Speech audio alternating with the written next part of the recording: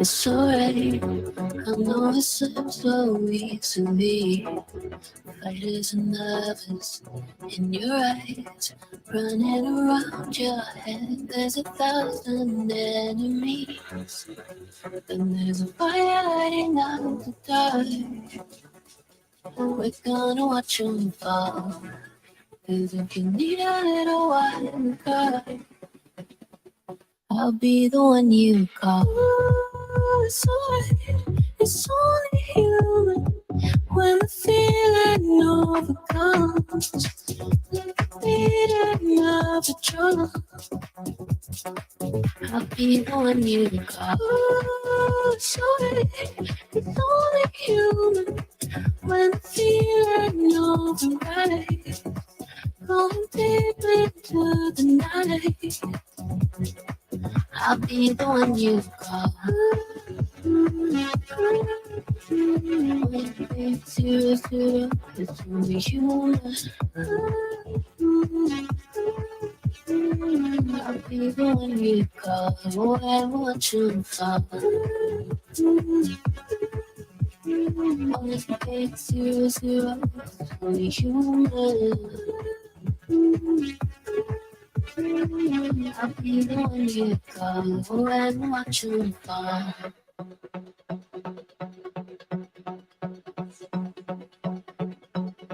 I know you wonder how it ends, so that your body can begin. Louder and louder, let it in. Building an army, baby, the voices they won't win. 'Cause there's a fire lighting up the dark. We're gonna watch them fall. And if you need a little wild card, I'll be the one you call. Yeah, there's a fire lighting up the dark. We're gonna watch them fall. And if you need a little wild card, I'll be the one you call. It's only you when the feeling overcomes. Like the beating of a drum, I'll be the one you call. It's only you when the feeling overrides. Going deep into the night, I'll be the one you call. It's you, it's only human. I'll be the one you call and watch them fall. It's you, it's only human. I'll be the one you call and watch them fall.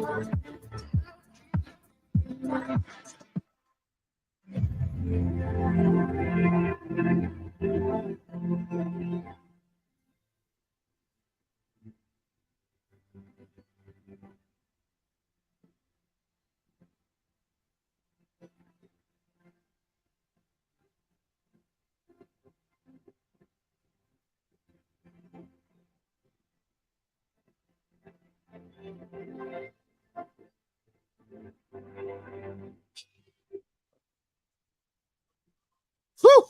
Sorry, I'm running a little bit late here.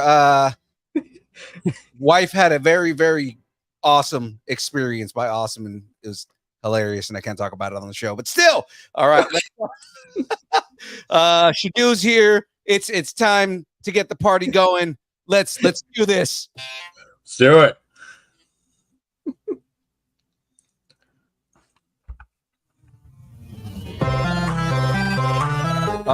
Graphics department. Graphics department. Graphics department. Oh, there we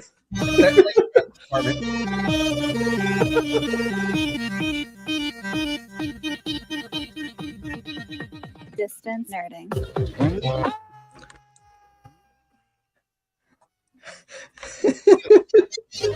Yeah, my hair's messed up. I'm crazy looking right now. I don't care. Ladies and gentlemen, you are now watching and experiencing the Thursday goodness. Ladies and gentlemen, you're watching the build here only on Distance Nerding. Woo! My watch tells me I'm too loud like every other day. And guys, you know, let's just do it this way, right? He's Shadoo. And he's Young Phil. And we're here to nerd together. Together. Yeah, we nailed that one. Yep. Like again. Yep. It's good. All right. Yep. I love that. Let's create '08 in the chat. Been a while since we've seen him, but he's back. Saying, I hear young Phil knows Muay Thai. I'm here to take some lessons. I hope you're ready to dead the nerves in your leg because it's not fun. No. I love it. I'm too loud for StreamYard. StreamYard's like, no. StreamYard's like, no, you're too loud. We're shutting you down. See, I have a new host. Yes. Darren, I have a couple new hosts on the show. I know it's been a little while since you've been around, man. But I mean, yeah, we've got a couple new hosts, and Shadu is the latest. Our D&D wizard around here. By wizard, I mean he knows all the things. All right, ladies and gentlemen, he's like, it's true. I know. Yeah. So we've got a great guest for you guys today. I read the book. Shadu, did you get a chance to read the books? I have not gotten a chance to read the books, no. Okay. But it'll still be fun regardless. I posted them in our chat. Look, I'm doing other things. I've got editing and You disappoint me.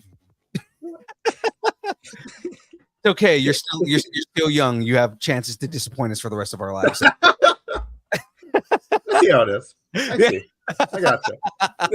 It's great though. It's fine. No, I did read the book, at least the first one, and it's awesome. And we're going to talk about it. I don't want to talk too much because I want to give our guest a chance to nerd out with us. Oh, look at STS resting in the chat here. Woo!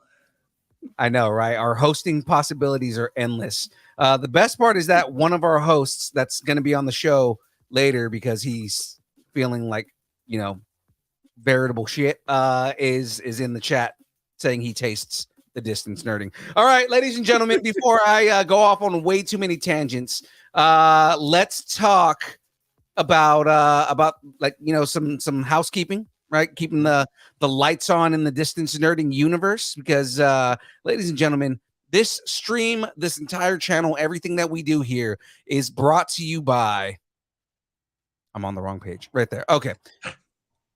Poddex. Yes, ladies and gentlemen, it's Poddex. Poddex are a unique interview question and episode starting prompt in the palm of your hand. So whether you are a new podcaster or an existing broadcaster looking to grow your audience or get more engagement, you're going to want to check out poddex.com. Level up and use the code nerding10.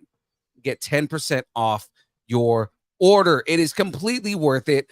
Of course, I don't have a graveyard on stream to talk about how awesome Poddex is.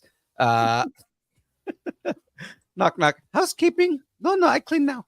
Oh, God. Poddex still exists? Yes. Poddex still exists. In fact, we're going to be using Poddex tonight with our guests. So don't knock the Poddex. Poddex are amazing, guys. If you are getting into podcasting or you need good icebreakers, things like that, just fun things to do within your podcast, or if you're a broadcaster, or you just want to be the cool guy at a party, then do that. Of course, we use them here on Distance Nerding, but Pod Out at Night has got their new show, Conversations in the Void, and they're also using Poddex. So if the stream is brought to you by Poddex, then you may be wondering to yourself, where the hell does young Phil get all this goddamn energy from? It's ridiculous. And he's always so energized. I'm going to tell you what it is, ladies and gentlemen. It's Dubby. Woo! Graphics department.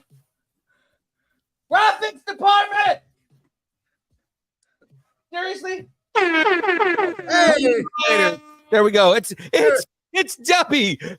Dubby is an emerging brand of energy drinks created to help focus, concentration, reaction time with no jitters or crash. Dubby contains no maltodextrin, no sugars, no fillers, no artificial colors or dyes.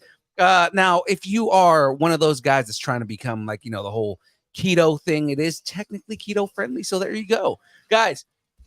Dubby contains neurofactor. It's a neurotropic derived from the coffee fruit. Neurofactor helps give your brain focus and clarity, while the 150 milligrams of caffeine and 3, that's right, I said 3 essential B vitamins help you stay alert and energized. Find out more about Dubby at www.dubby.gg. And of course, use the code nerding10 to get 10% off your order. Completely worth it, guys. It is great stuff. Matter of fact, I've already been given flavors that I need to drink by Cam Smith. I kind of forgot which flavors they were supposed to be. So I did too. I know. I was thinking about that. I was trying to remember. Okay, so I know that he said he wanted me to do Dub Sludge. So Dub Sludge, ladies and gentlemen, the flavor here is a green apple, like a Granny Smith apple, and a secret sauce, which I'm pretty sure is cherry. I mean, I think usually secret sauces are Thousand Island, but you know. Yeah, true. The other one is it's my other favorite flavor, Dragonade. Woo! Dragonade is a dragon fruit strawberry pink lemonade. So let's go ahead and get this mix in. But at the same time, while I'm doing this, ladies and gentlemen, let's introduce our guest here. So we've been on a kick lately with indie comics, and I love it because it's given me a chance to read more and more indie comics and take myself out of the typical Marvel DC Image kind of thing on there. And I love every single comic that we've come across at this point, because it's just kind of like it just shows me how much more creative people are and how much these people deserve to be in kind of like in the same annals of some of the big comic book creators and writers and things like that. Now, this creator here, he's not only the creator of the book that we're in question here, but he's also a artist on it. He's also a co-writer on it. And after reading the first book, I'm like, this dude is talented, man. Like it's there's no qualm or question about his ability as a storyteller, both visual and on the page. So without further ado, and without me bigging him up as much as I am right now, ladies and gentlemen, please welcome to the show the co-creator of Bigfoot Knows Karate. It's so awesome. Bigfoot Knows Karate. Ladies and gentlemen, put your hands together for Dan Price. Woo! What's going on, y'all? How you doing tonight? Oh, doing great. We're doing good, man. And the crowd goes wild. Yeah. I literally just realized that poster. You have the Dalek thing back. Where's here? I have that exact same poster. Oh yeah, hell yeah! Look at that, the man. exact same poster. That's amazing. Love it. Love it. Yeah, no, that I got that at a Comic Palooza many years ago, and the frame has a whole other story to it. I won't bore y'all with, but yeah. Man, we love stories here, so it's there's no such thing as a boring story, man. If there's a story behind it, that means it's got interest. Yeah. Okay, you want to hear it? I do. Story. Sure, go for it. In college, I had I did a lot of life drawing. Okay, and I drew, a lot of life drawing in classes, and then just drew some models, in my dorm and that kind of thing. And the woman who is my wife now, she was my friend in college, and I drew her several times in school. Well, I also drew a couple other women, and my college roommate got confused, and what he thought was I had given him one of the drawings. He thought that was years later. He thought that was a drawing of my wife, but it actually was another woman. And he put that in this big frame, and he put this in this big frame. He gave it to us as a wedding present. And as we were opening it up, I leaned over to my wife and said, "That's not you. Be cool." And she goes, "Oh my God, I love it!" And it was like this hilarious moment where yeah. And so it's a nice frame, and it's a great poster, and that's how that went. So, that's actually pretty good, man. That's pretty funny. That's great. No, that's good. All I'm gonna say is my wife is the coolest person in the world because she handled that like a total mensch, and I was very proud of her. So anyway. I know what you mean, because my wife is pretty much the same way. Like I love how awesome my wife, how awesome wives in general can be. Yeah, absolutely. No, she's so cool and so easygoing, and I just really appreciate that. Yeah. especially in that particular situation right there on the wedding day. She was like, Mhm. aces, aces, aces in my book. We have So something yeah. very similar. Somebody drew a picture, or like a portrait of my wife and I, and it was very abstract is the Oh, word I'm going to oh, use, right? I see. And my wife, like just in that moment, was like, yeah, we're gonna be nice about this. Which we were, like I'm a very blunt person sometimes. So, I just went with her lead, which was the right move. But Mhm. that is now sitting in our closet. I hope that person doesn't watch the show and hear that. No, So I no, was just no, thinking the not. same thing about my Also, we're, buddy. we're, we're very sorry. It's amazing. You did this. This is all satire. All satire. yeah, it's Also, it's not like this isn't on the internet for the internet to see for the rest of eternity. It's okay. It's Right. fine. No, no, it's fine. Just us. Um, hold on 1 second here. So let's kind of get into this, Dan. We're gonna ask a couple sure. of questions here. And the first question I'm gonna ask you here is just trying to kind of get in and kind of learn a little bit more about you, right? So what's something that people are nerding out on or obsessed with that you just don't get the point of? So let me kind of like caveat that, right? Like it's Sure. not so much like like anything that's negative, more so like in the past we've had people say crypto, I don't understand crypto, right? Mhm. Or what was the other big one that somebody said? Or James, our other co-host, one of the main co-hosts on the show, doesn't understand TikTok. So he just doesn't get it at all. James is Sure. also in his 40s, so I mean, he just doesn't understand. So that's fair. I mean, I don't get it either, but it's not. Something that I don't get that people are really into right now. Yeah, I agree on the crypto thing. That just blew right past me. Um, you know, um, Marvel movies, probably Marvel movies. I've just seen so many of them at this point. Like they've lost their luster.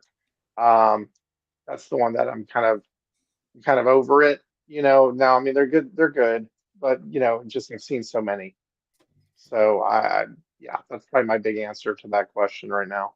I hope that wasn't too negative, I guess. No, that's fine. Like my whole thing is I'm really big into storytelling, right? Like my big thing Sure. is a good story is what keeps me enthralled, right? So I mean, like when it comes to Marvel, I think where I'm at this point is I keep watching to see where the story is going to go. Uh, you, Right. and it's like I'm intrigued enough with the story and know kind of like some of the things that are coming down the pipeline is where I'm like I want to see how it gets to this point. Being somebody who's a big comic book guy and knowing that Secret Wars are coming, I want to know like how is that, how are they going into that? You know what I mean? There was a time in my life where I would have was right there with you. I think that as being in my 40s, the no, but I mean, I'm seriously, I love finite stories. Favorite comics have an ending.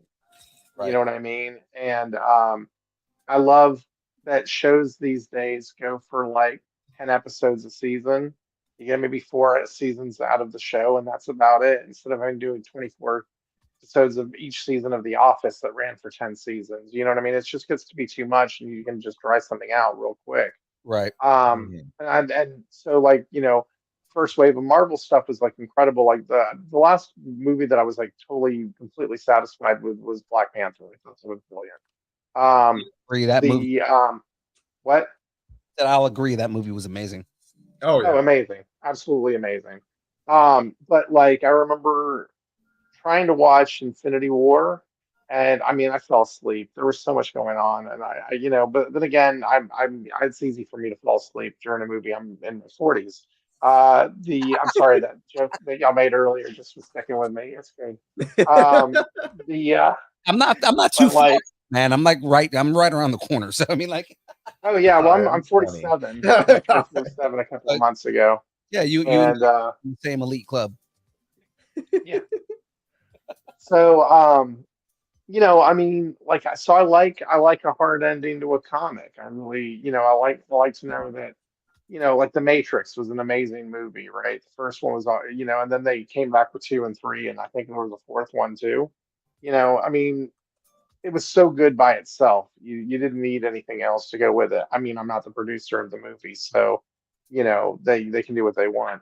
But you gather my inference. Right. I mean, we've made that argument in the past on the show that it's one thing where like you have good storytelling, but then it's another thing where it's like, okay, we had a good story, now let's make it a cash cow, and that's kind of like what happened with the Matrix. It was like, oh, Mhm. we had this good story that was done really well. We need to make more money off of this, so let's find ways to make more money, and that's where the sequels came in, and kind of why they weren't as good. Yeah. You know, Agreed. the I forgot where I was going to go next. So let's continue with That that. happens. Yeah, but I mean, yeah. So let's ask you another question here. We have a segment Sure. on the show called "Growing Up Geeky." What did you Okay. What did you geek out on when you were a kid? That kind of like, what's your earliest memory of like what made you a geek or a nerd, if you consider yourself that at all? I do. I do. Um, When I say that, I consider myself yeah. a nerd. So I mean, Yeah. No, no, no. I mean, listen, I had it was 13 when Batman 89 came out. I had a Ooh, Batman bar mitzvah cake. Okay, so let me just put it like that. That's how nerdy I was. nice. But the first thing that I nerded out on was, you ever heard of a movie called Condor Man? the name is familiar. Yeah, nobody's heard of this movie. I'm like the only one.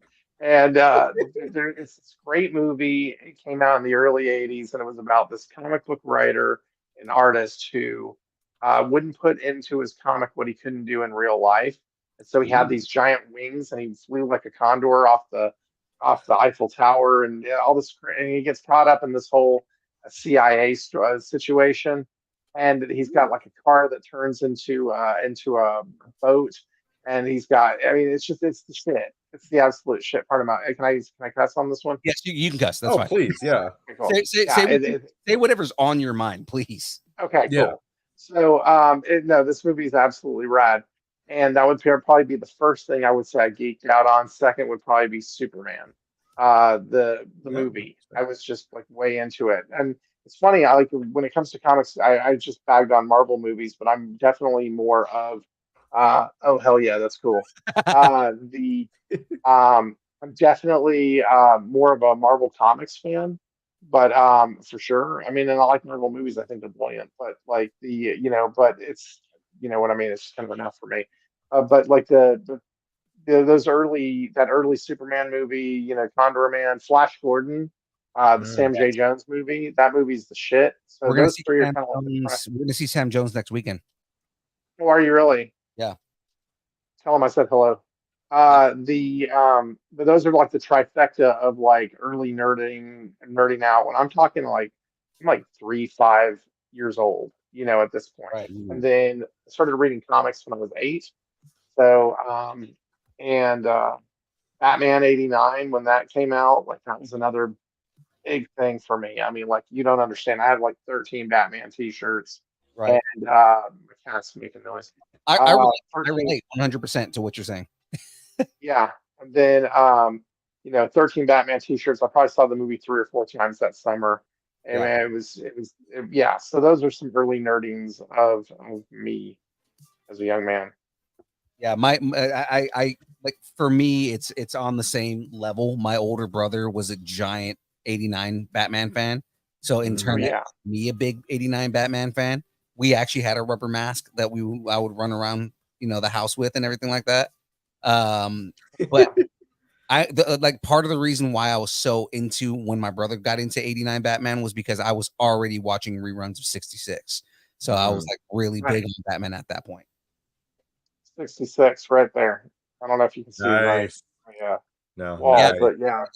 I've got behind me, I've got the 66 Adam West Batmobile. I've got the Adam West cowl all made out of Lego. Nice. So all that I have met Adam West. You I got to meet Adam West years ago when I was doing a book called Masters of the Obvious and another book called Latex Avenger. And at the time, I had an agent at the time, and she was awesome. And we were at a party after Alamo City Comic Con in San Antonio, and it was like there was lots of people there, like the dude from who played Darth Maul in episode 1 was there, and Bret Hart, folks like that. Ray Park, right? Yeah, Ray Park. Yeah, and then anyway, all sorts of folks. Well, anyway, this one cat that was there was the agent for Adam West, and so she was talking with him, and they invited me over to come and talk. So I went and chatted with him, and me and this guy, we just got along great. And the next morning, we're walking into the convention. Me and Bond, my artist on the projects at the time, we were walking in a little worse for the wear from the night before. Still sunglasses on in the building type of situation. And we're going to our table, and I get a call on my phone. Hey, you got to come. It's Kim, my agent. She says you need to come meet me at the green room. I got a surprise for you. I said, okay. She said, bring a copy of Masters of the Obvious and bring a copy of Latex Avenger. So sidebar, my background is in comedy comics. Okay. And Latex Avenger, the premise was he had a psychic spermicidal foam lad. And together they repelled crime 99.9% of the time. Okay. That's amazing. And Masters of the Obvious was a sci-fi space parody. You had characters like Dr. Biclops, he had 2 eyes, and the Visible Woman, you can't miss her. And they flew around in a battle toaster called the USS Screensaver, and they had pop culture adventures throughout the galaxy. I say that because you have to now understand the kind of books that I'm taking into the green room. We get to the green room. There's a security guy there. Hi, my name is Dan Price. I'm here to see. Yes, hold on, Mr. Price. We're waiting for you. And then some people come up, and Kim meets me up at the front with a couple of other people, like handlers or something like that. And me and Vaughn, we walk through and we go through all the celebrities and stuff. And we walk around a corner, and there's the agent of Adam West. He's like, hey, Dan. I'm like, hey, how's it going? And he's like, are you ready? And I said, I'm ready for what? Go around the corner, and who's sitting there? And Adam West. All right. And we got to sit down and hang out with Adam West for about 10 minutes, 15 minutes, 10 minutes. And it was awesome. It was absolutely awesome. And says to me, Kim says, show him the comics. So I show him the comics, and I said, this is Masters of the Obvious, blah, blah, blah, blah, blah. And he goes, is it absurd? I said, yeah, it is. And he goes, I love it already. And it was awesome. I mean, that was like the best, one of those great moments in Comic-Con history for me. That is amazing. Oh my God. That is like, it's probably one of the coolest. Like we've heard a couple of stories of people meeting Adam West. That one is probably going to now sit up and be one of my favorite ones. He was so nice. I good things, man. Also, I'm gonna need you to send me a link for that other book you were just talking about, because I need to buy that and read it. I'll find something for you. I'll get you hooked up. So no worries. Yeah, I mean, and and when I say I need to buy it, I mean because I'm really 100% about supporting the indie creators and everything when I can. So awesome, man. Yeah, I would 100% like to purchase that if it's still around for purchase. Oh yeah, no, definitely. Yeah, the old copies are pretty much out of print these days. But I don't know if y'all heard of a comic called Halloween Man, but by Drew Edwards. Drew was just up from Ringo for Best Writer. He's a great guy. I've known him for probably 13, 14 years at this point. And Drew and I have done some work on Halloween Man in the past. Like I've done some work for him. And but we did a crossover. It was Halloween Man meets Latex Avenger, and we just did that last year. I can definitely get you a copy of that for sure. Yeah, because that just sounds hilarious and like something that's right up my alley, and I definitely want to Yeah, definitely want to read that. it's like Family Guy on steroids turned up to 11. I mean, that's the best No. way to describe it. Nice. Another reference that some of the Gen Zers may not understand. I love that. I love Right. that scene in that movie so Uh, much. You know, when so he's running around with the bomb and the ducks, and it's awesome. no, not that the turn it up to 11, but I mean, Oh, turn it up to 11. Oh, Spinal Tap. Oh yeah, I know that's. that, Oh, man. I got it. Oh yeah, I was gonna yeah. say like some of the Gen Zers may not understand that reference, and I'm just throwing Sure. that out Now there. Like watch out when I if start giving busting out good time references. You I know, was then gonna, I'll be like, oh, I was gonna say if you don't understand, if you're listening and you don't understand that reference, Google turn it up to 11. Also, if you are somebody who has Amazon Alexa in your house, it used to be that you could turn her up to 11. It was Kelly.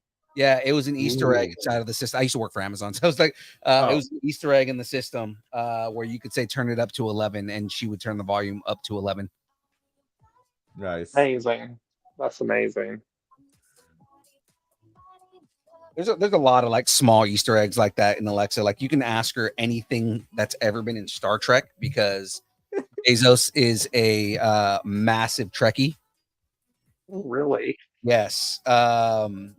He got the rights when because it wasn't even part of Amazon, but when they announced that Picard was happening, Hmm. he managed to get to get the rights to be able to announce that. And he had all of a sudden I'm forgetting his name, John Luke Picard. Oh, Patrick Stewart. That's Patrick true. he got Yeah, he got your Patrick Stewart to come on stage with him and announce Picard at like that's an amazing. Amazon event. It was Yeah. like a random Amazon event. It's awesome. Yeah, but like if you can say things like set phasers, you can tell her to what was one of them? Fire photon torpedoes. Um Alexa Earl Grey hot, and she'll say the replicators aren't working. Nice. It's pretty funny stuff, but I digress. My nerdiness is just like coming out and just Love Yeah, it. I love it. so let's get into a little bit about you and your book, man. So uh Sure. this is kind of like a follow-up on what you said before because it's a question that I have in my list, but um just kind of going on this. So this obviously isn't your first comic book. No, no. Right. It's yeah, no, I've put myself through this a few hundred, not a few hundred, several times at this point. So, but this is you know what though? It's like I took a long break. When I was after I got married, I took a long break and came back during lockdown, and Mm. the industry had changed so much, you know, in that short amount of time. And it was pretty incredible because, you know, like a Kickstarter, I'd heard of it, but that, you know, when I was still doing stuff, but you know, that changed the ball game for me. I'm like, you're telling me I can make a comic, stay at home, and get people to read it? Sweet. I don't have to Right. go to a bunch of conventions. I love conventions, don't get me wrong, but I don't have to go trudge from convention to convention to meet people to read the book. You know what I mean? It's like it's a whole different distribution system. So it's pretty damn cool. So it's really it felt like it was starting over in a lot of ways. Yeah, like the Yeah. industry comic, like industry comics blew up like crazy. Indie comics blew up like crazy during COVID and Mhm. everything like that and the lockdown. And it's just, Mhm. it just gave people creative outlets to be able to just stay at home and do that. And then with Kickstarter and GoFundMe and things like that, you can like say, oh, here's a book that I'm creating, and people were more than willing to pay for it. That's a lot of the books and artists that we linked up with on the show. That's how it all started was Kickstarter stuff and things like that, and it's amazing. Like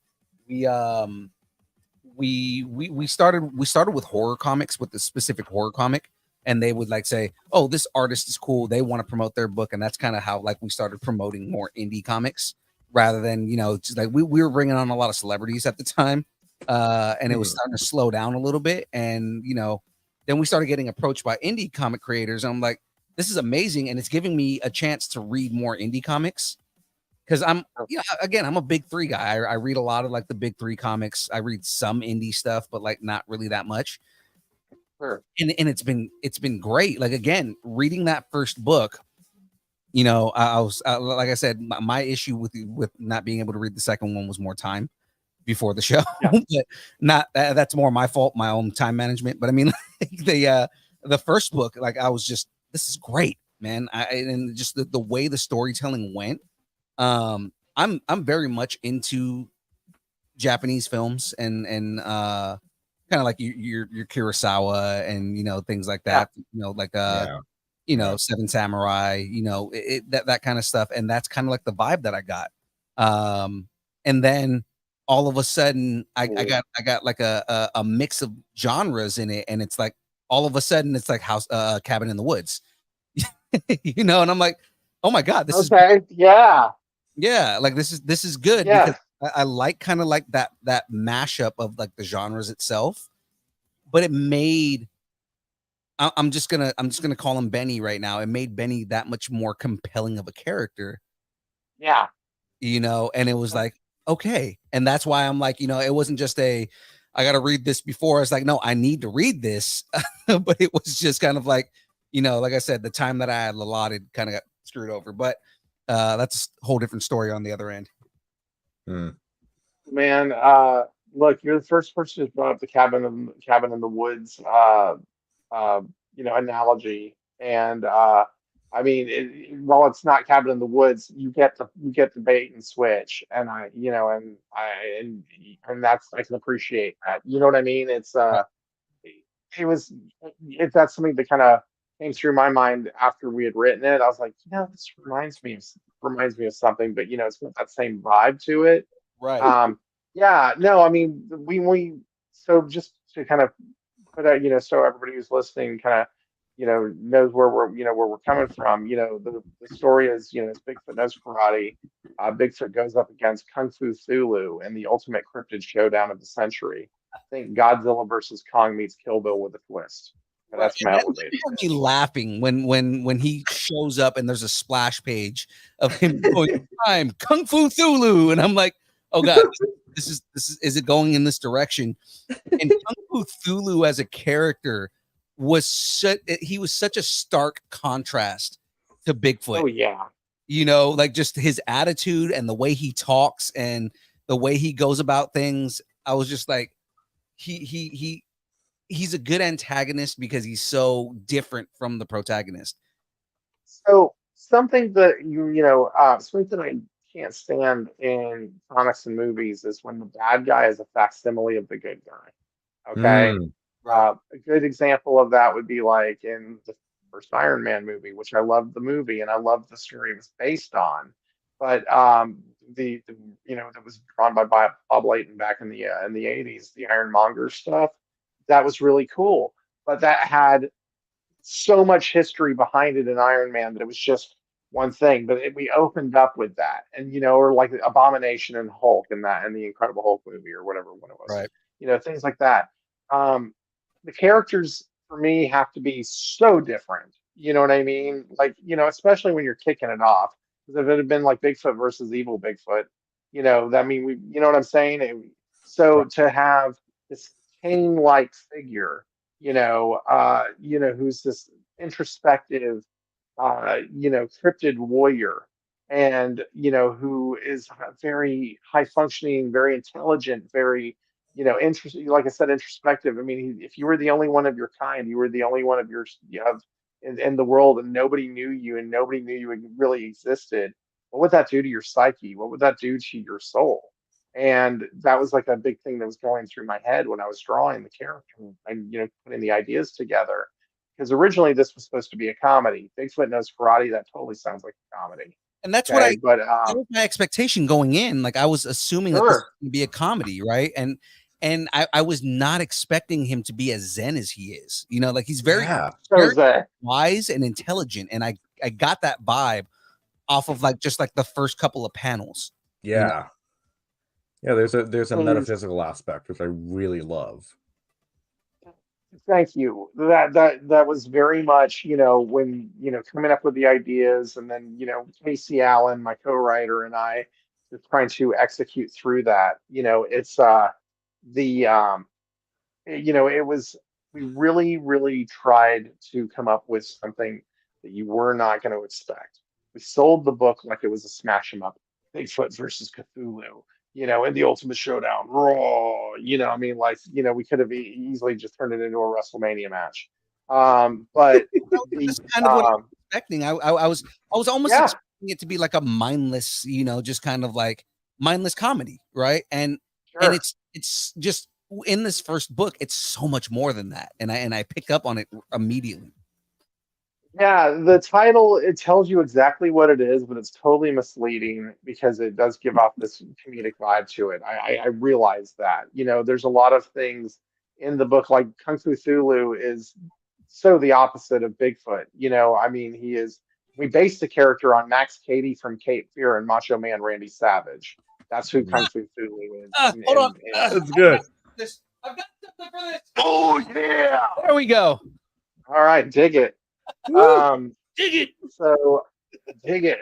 Yeah. So you know, so the book that we've been working on, this main storyline, it's just been a blast because it's like the first book is in four chapters, or four acts really. We start off small with just bunnies and and this type of thing. I can't even I mean, and you see him protecting this bunny from a wolf, and then I'm protecting the bunny from hunters, and this whole thing, and then he goes into this total astral projection situation into a whole nother realm, Right. and then wakes up out of a meditation, and there's Cthulhu, or Kung Fu Cthulhu standing above him, and then in the fourth act, we just turn the whole thing on its ear.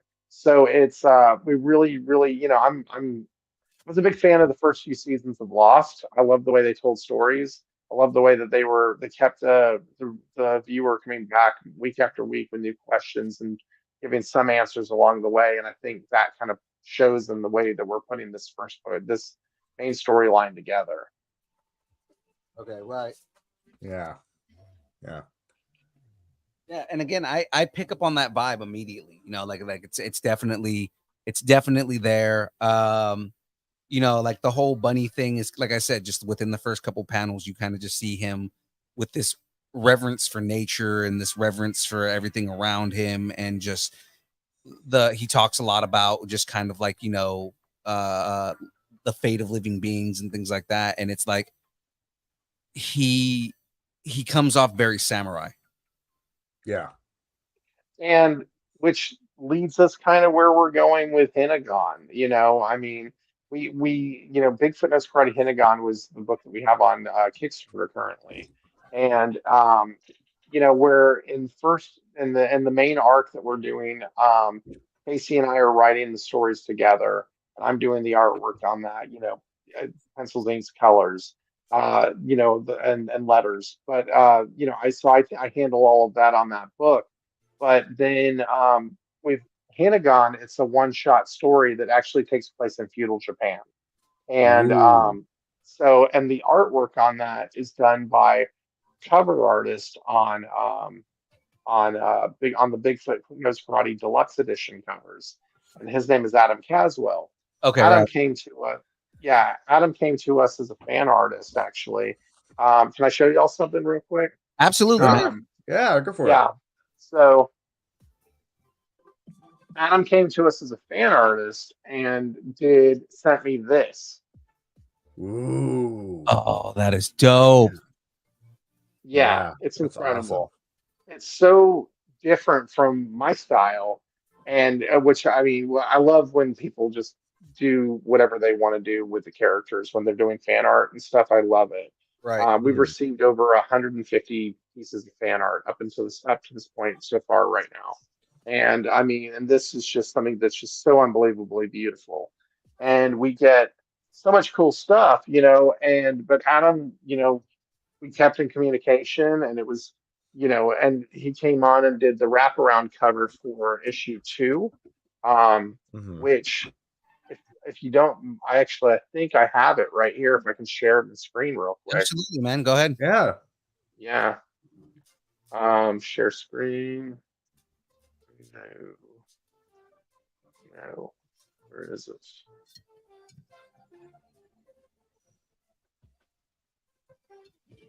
Okay, I lied. I don't know how to do this. Did you send it to us in that initial? It wasn't in the test kit because this is Okay, I was gonna say. oh, if it hold was on. I this kit got you it. sent me, I can. got it Yeah, now, I think I got it right now. Here we go. I actually have the press kit open, so. Okay, gotcha. Here we go. Share this. Can you see that? I can put it on the screen. I see it right here. There we go. Ooh. Yeah. So Adam did that as for the wraparound cover on the second issue, and absolutely gorgeous. So it was when it was time to come up with the with an artist for the story, it was no question we had to go with Adam. And here I was so much here, but it was yeah. So Adam's coming on to do the book. It's a 24. I think it kind of extended to 26 pages recently. It's a 26-page story. It's going to be black and white to show off his work, and and it's a moment in time in the life of this character. That's so cool, man. Oh, yeah. I'm almost half upset that he's not on the show right now, so I can ask him about it. Oh, I know, man. I know he's great. He's great. Yeah, it's the art looks amazing, man. Like it looks really Oh good. yeah. And like it's so different from from what I do. I mean, my stuff is a lot more. It's loose and it's a little more cartoony and it's a little bit more grunge, brushy, grungy. Where Adam's work it's got the same kind of kinetic feel and it's got that brushy vibe, but it's so different. It's beautiful, and I love that we're doing this book in black and white. I mean, I just think it's gonna showcase what he does so much more. Yeah. Absolutely. No, it's absolutely amazing. Yeah, and they're saying in the chat too. Wow, art is absolutely amazing. Oh, it's gorgeous. I mean, I can you have stuff from the press kit. There's some pages in there. Reminds me of Witchblade from Mark Silvestri. Right on. Right on. Yeah, this is his first interior work that he's ever done too, which blows my mind. Stuff that he's doing Wow. for Henagon. I can't believe it. We're on the phone yesterday before the launch, of the campaign, and he was like, and he was saying to me, he goes, "Man, I'm making a comic, aren't I?" I said, "You're making a comic, dude. You're doing it, And because he's hit the around the 2/3 mark on on pages right now, and so I said, "How's it feel?" He goes, "Man, can't wait for it to have that feeling when it's done." And he goes, "How's that feeling?" I said, "That's the best feeling when you finish one out. You get the book is all complete and done, and you're holding the proof in your hands. That's the Ooh. best thing ever." I'm sure Yeah. he's suffering from a lot of imposter syndrome, like the Yeah. majority of us. Oh, I don't know. We haven't talked about that, but no, I do. Yeah. I Right. mean, Right. sure. Because we all suffer from it. I know the Oh majority yeah. here do. So So it's something that you just have to push through and overcome because otherwise it's consuming. Yeah. The deal with me in comics is I can't do this if I'm not having a good time. I sit there and worry about that shit too much. It's gonna only take up time that I could be actually working on comics. You know what I mean? Exactly. Exactly. that's kind of how we are about this show. Is the day we stop having fun doing this is the day we stop doing it, Yep. Exactly. and Couldn't we're not agree slowing more. down anytime soon because we Nope. have much damn fun. So. So going from there, Yeah. So where did the inspiration for Bigfoot Knows Karate come from? Like, kind of, where was the seed that was planted, or like what were you sitting there watching, reading, or what did you see where you're just like, I want to make a comic about Bigfoot knowing karate, which again you mentioned it would like started off as a comedic idea, but then evolving into something that was that actually could be a very serious take on this fantasy kind of cryptid genre. Yeah, so but yeah, it was supposed to be a comedy. It was supposed to live in the Latex Avenger universe. And it was about this it was about as the origin story was about as boring as it can possibly be. Because it was the exact same story that we've seen a million times with, martial arts movies. I mean, even the Karate Kid, that type of thing, like the Bigfoot gets hurt in the woods and like the master finds them and heals them up and trains them and something happens to the master and Bigfoot has to go out on revenge and but Ooh, he's banished yeah. out and has to go walk the land and he ends up in like a small suburb of Dallas, living, going to junior college and working at a hot dog on a stick. But it was like this cover. It was ridiculous. And he had a girlfriend who was like 11 months pregnant, but was not Oh my god. showing. What? It was like, yeah, it was like this whole thing about, well, she didn't have a place to live. So it was not good. So she was hanging out at his place and he had a roommate that was very much like, the the dude, the best friend from Teen Wolf, not the TV show, but the Oh, movie. Right. And yeah, and would wear a T-shirt that says, "What are you looking at, Dick Nose?" That type of thing. And nice. so that was like where, and he was going to deal with like, have you ever been to the mall early in the morning and there's like all the seniors walking around in their tracksuits? Yeah, yeah, yeah. Oh Yeah, yeah. they in the comic they were going to be called the Sweatsuit Mafia, Oh and my god. they were going to be running the show, right? But and there was this whole anyway, it was stupid and it was dumb, and we just took that and we just threw that all away. Y'all got more of this story than most people do, but y'all said you like stories, so I'm, leaning in on Please that. go for it. No, it's Um, entertaining. so the and then so that was like 2014, 2015 Okay. and kind of shelved that. But I left the words Bigfoot knows karate uh, sitting on my wall, just pinned up on the wall next to me, and I just never forgot the name. I loved the name. I mean, I love the idea of Bigfoot and martial arts. Big chocolate and peanut butter. You smush them together and you get a Reese's cup. Reese's cups are amazing. Why can't Bigfoot and Go in karate be amazing too? I Right. mean, it really wasn't like I watched something and got inspired by it. You know, um, I get a lot of people say that my artwork looks a lot like, it looks like the vibe of Samurai Jack. Um, Mm. and That is actually and I I can that's always see take that that. Yeah. yeah, I never take that as an insult at all because it's freaking Samurai Jack. That's amazing. It's just I Right. never really watched the show. it's You know what Genny I mean? So Tartakovsky. It's really what you're looking at is Genny Tartakovsky. It's like what it's Genny Yeah. Tartakovsky's Yeah. art. right. And so, but I don't watch the show. I didn't watch the show. It was after my time. I'm old. And so, I mean, I saw some of my nephew when he was a little kid and like maybe like 15, 20 minutes. And I thought it was beautiful. I thought it was great, but it never really popped into my mind. And then when I did, um, where I'll take more crap off the walls. Um, by the end of this thing, I'm not going to have anything left on my wall. Right. It's gonna be a Um, completely blank wall back there. to be Yeah. completely. So like when this was an image that was Ooh. part of the cover from the first issue. Okay. Mhm. And so everybody was like, oh yeah, that's got that vibe. So I'm like, all right, well, whatever, we're rolling with it. You know what I mean? Um, and so I don't know, it's funny how things come together. And and when I started drawing the character the way I draw him, I just got this whole vibe of like this introspective character, this Zen philosopher, brutal warrior. And Right. that was just kept rolling through my mind. And it took a while to get the storyline where it needed to be for this first arc. It was like 2017, 2018 when I came back to it and just started drawing and getting ideas together and that sort of thing. We put out the first book in 2020, Okay. 2021.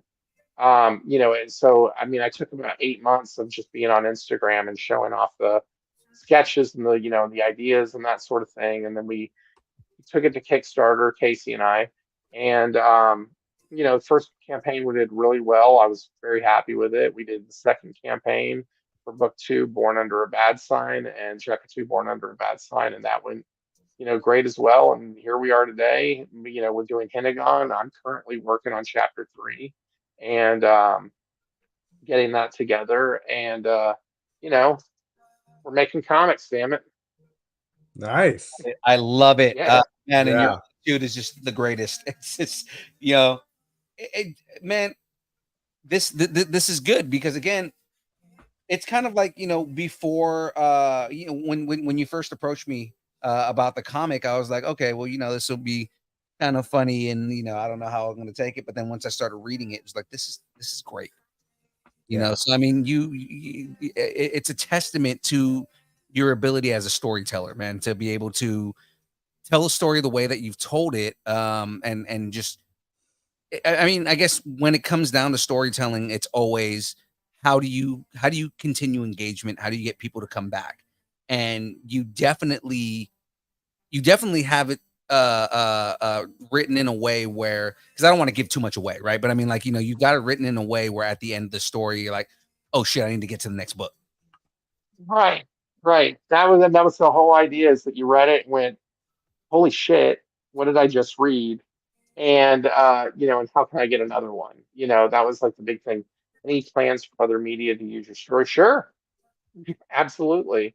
I would love to see this as an animated series. That's the Ooh, dream to me. To yeah. see a 10 episode Bigfoot Knows Karate series on, whatever streaming service or wherever, This whoever's got the, this would but first live on Adult Swim. This would easily be something that, because of Yeah. I say that just because the way Adult Swim stories go, like when they do stories that are serious, they tend to be yeah, things like this that are good. Like doesn't necessarily Right. need to be a comedy, but they take those way out there ideas and they yeah, create those stories. And I think that this is one of those ideas that is way out there, but would work 100% in an animated medium. And it feels very Gendy Tartakovsky. I cannot pronounce his name. Andy Tartakovsky. Nope, still can't pronounce it. Russian name. This Yes, random Russian name. He did say much Shaggy did Primal. Yeah, so it feels very much like that, and it feels like it would be one of those series on Adult Swim, that kind of thing. So it's got love it. that kind of vibe. How long to put the book together and how many issues you've done so far? So we have done 2 issues of Bigfoot Knows Karate. We did chapter 1, Hunter Prey, chapter 2, Born Under a Bad Sign, and number chapter 3, Hellhound on My Trail. I am working on that diligently, and then Hinnagon is the one shot that we're doing, the black and white one shot with Casey taking the helm on lead writing and Adam doing the artwork, and then so we'll have our next campaign. We have it slotted with our publisher, Lesser Known Comics, to do that in October 2024 for chapter 3. It takes a while. I mean, listen, I'll bottom line you guys here. I mean, this is not my full-time job. I'm a graphic designer, creative director for my day job, and that takes up a lot of time. And that's just how it is. We all have wives and kids and husbands and whatever else, and keeping us busy, and which is all great. But so it's like this is a labor of love, and I wish I could have pushed out issues sooner, but it takes a while for me to draw, and I'm not even gonna bullshit you there. But because I draw, I draw it, I color it, letter it, do the whole thing. But you know what, hopefully we're making a good product and y'all keep coming back for more, even if a lot of time does takes a little bit of time between issues. So Right. thank you for that. Yeah. No, yeah, and again, I mean, like this is another series that I'm 100%. I want to know more. I want to know what's going on in this storyline and what's going to happen next. So, I'm definitely going to be continuing my watch on this. Yeah, no, definitely. Awesome. Thank you so much. And for people who are interested in getting reading the whole series and not just picking up the prequel, Please check out the campaign because it. Not only are we doing Hinagon, but we are doing a catch up for issues 1 and 2. And so you can pick up, issue 1, 2. You can get all 3 different covers on Hinagon. We have a regular edition and a deluxe edition. And can I explain those to you quick? The regular and deluxe. Those are we do. So every issue, like I mentioned, we've received a lot of fan art. So every issue we do a deluxe edition that has a fan art gallery in the back.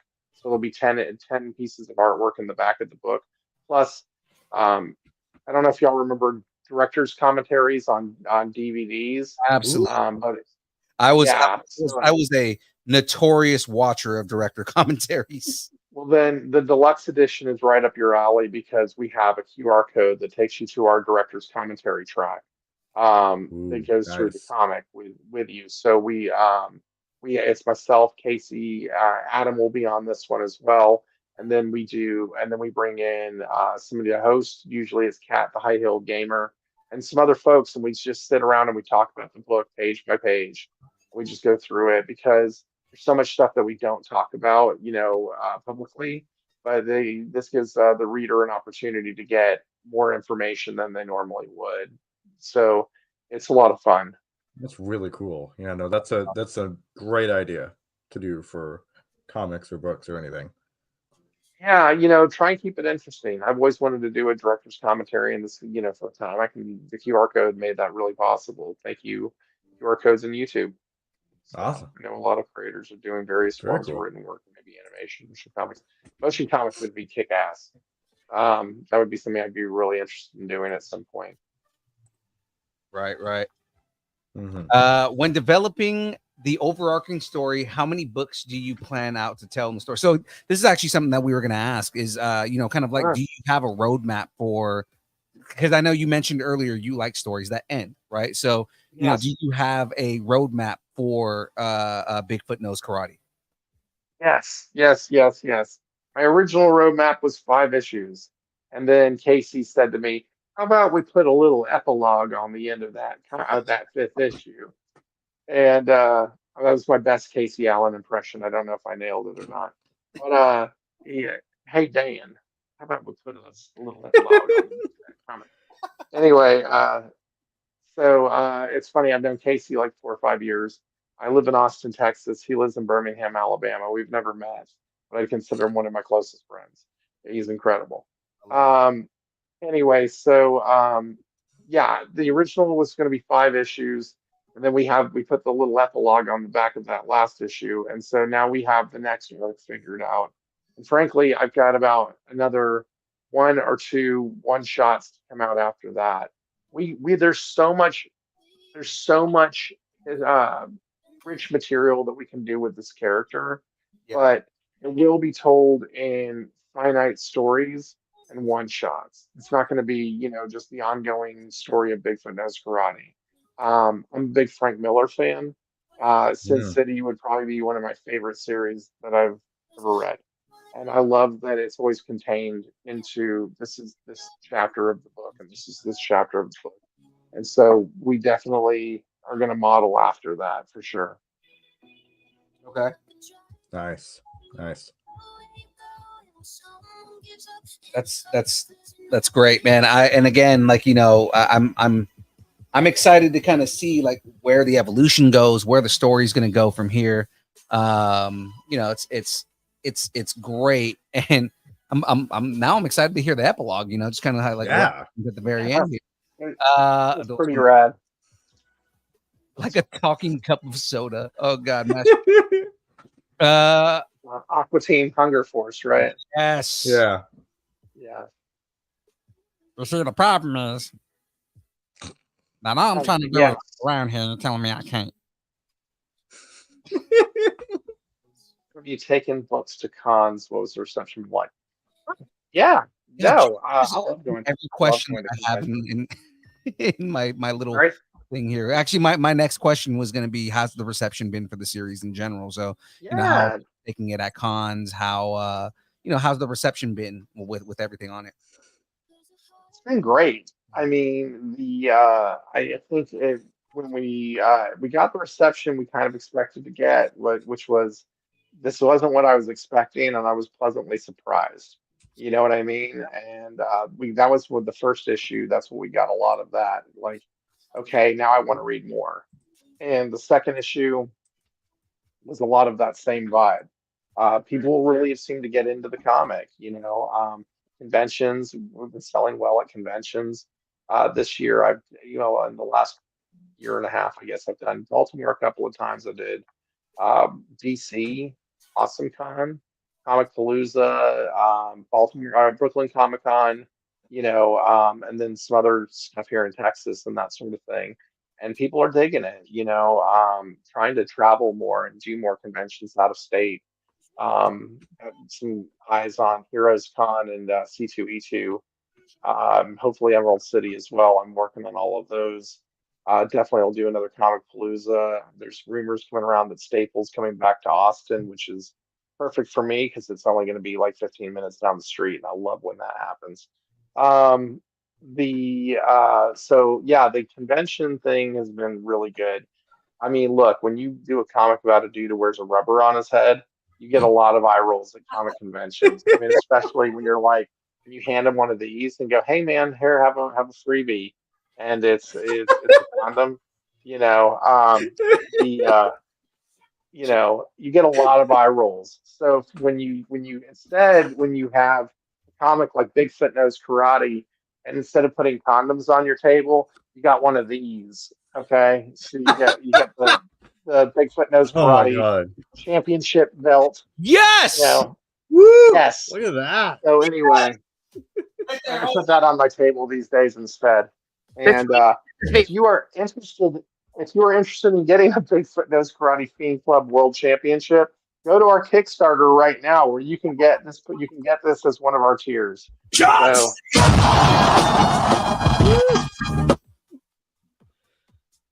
all right. So let's raise the roof. Yeah. So that is something that you can do. You can actually get the championship belt on Bigfoot Knows Karate Hinagon Kickstarter. So that is Are something you a that's big possible. wrestling fan, man? I gotta ask because there's been a couple of wrestling references that we've had here. Yeah, no, I dig wrestling. I've done, since about 12 years old, I guess I got into it. I'm one of those people who's actually been to a closed circuit wrestling thing. I went to WrestleMania 5 and watched it closed circuit when I was about like 11, 12 years old. And and I actually went to WrestleMania 17. I saw, what is it, Steve Austin Rock 2, at that one. And seeing original ECW stuff live. Yeah, I mean, so I dig it, but I'm here in the, I guess since I got married, I started watching it again. I watch AEW from time to time. It's pretty good. Yeah, we're big wrestling nerds around here. We actually were just reporting about the rumor that Jade Cargill is coming to WWE, that she's been spotted at the Performance Center. Oh, that's cool. She's good. I mean, I haven't seen her in a while because I don't get a lot of time to watch wrestling, and she's usually on Rampage, and I'm usually busy on a Friday night. Yeah, she came back and she lost, and it was just kind of like, you came back after 6 months of like being injured, and you lost your welcoming match. Like it's not cool. So she had been injured. It wasn't that I just hadn't seen her then. Okay. Yeah, so, yeah. She's been like injured and trying to come back on the comeback. She dropped the TBS title a while ago, right? Yeah, that was a while back. Okay. Somebody in the chat said Bigfoot and condoms. Here's an idea. Definitely an idea. Definitely an idea. Absolutely. I'm falling behind in the chat. I'm trying to find the questions. Hold on one second. There's somebody in the chat asked the greatest question of all time. Yes, I'm a fan of HEB. Swear to God, the greatest grocery store of all time. If you are y'all from Texas? Do y'all know what I'm talking about? No, I'm from Oklahoma, so okay. We're familiar. Do they have HEB up there? They do not, but my mother is from Texas, so okay. So Yeah. HEB is the greatest grocery store of all time. It's not just a grocery store; it's a cult. Also, And that's my daughter. That's his mom. hey, hey, mom. That's his mom. Also a Oh, co-host she's a- on the show. Yeah, she's a regular. So Okay, fantastic. Hi, mom. No, HEB is amazing. Love it. STS Wrestling, who's another channel that we work with, saying Jade Cargill is headed to the WWE. James asking, do you have a good wrestling impersonation? I think everybody's got a little macho man in them somewhere. oh no. Cream But rise, let me think. yeah, cream I rises mean, to the top. Yeah. yeah, no. Let me think. Do I have a good wrestling impression? I mean, I don't know. Hogan, you know that WrestleMania 6 Ultimate Warrior bit? That was terrible. Okay, I'm gonna stop doing that now.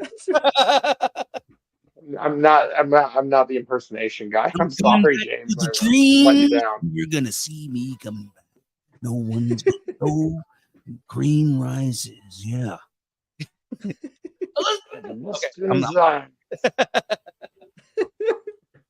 Horns up or down? Is it a UT A&M thing? Yeah, it's definitely going UT. I actually taught a class at UT's continuing ed program for creating comics, so I'm gonna Nice. have to go that way. But I'm a graduate from Sam Houston State, so go Bearcats. The roots for Sam. So there you go. Darren, let's create 08. How does your mom feel about you passing out condoms at con? Okay. I can answer that question for you. And to go back, I'm going to take this back another generation.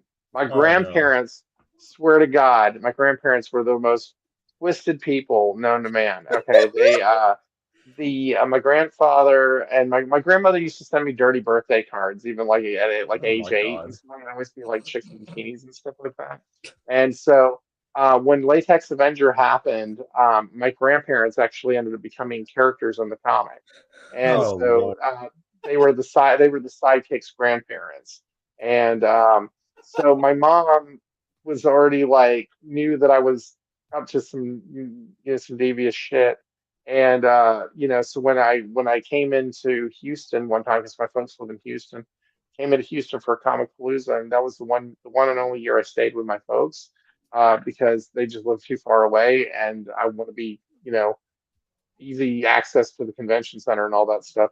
But my mom's like, I brought all my stuff into the house before, the night before. She's like, "What are Mhm. these?" And she's like, "What do you mean, what are these? You know what this is?" And she's like, "Why do you have 500 of them?" Anyway. So, how does she feel about it? I think she laughed. I mean, Hey, you know what? Look, we're having a big party. It's gonna be crazy. I mean, just oh yeah, we, oh yeah.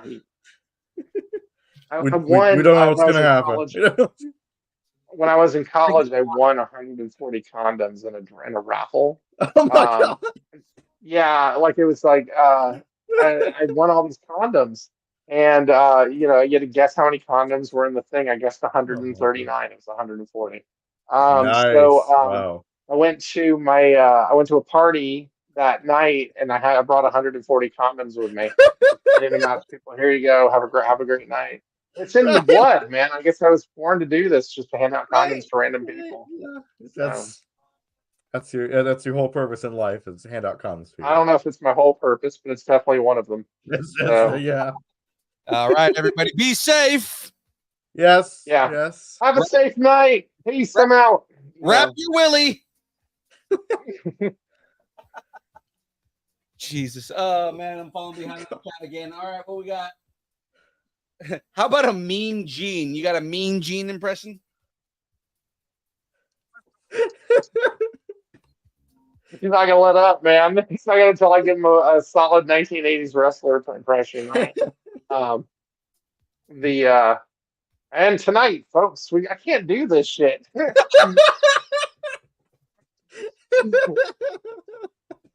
Hulk Hogan in the building. It's my son, brother. That's Jimmy Gene. Jason Gino. Anyway.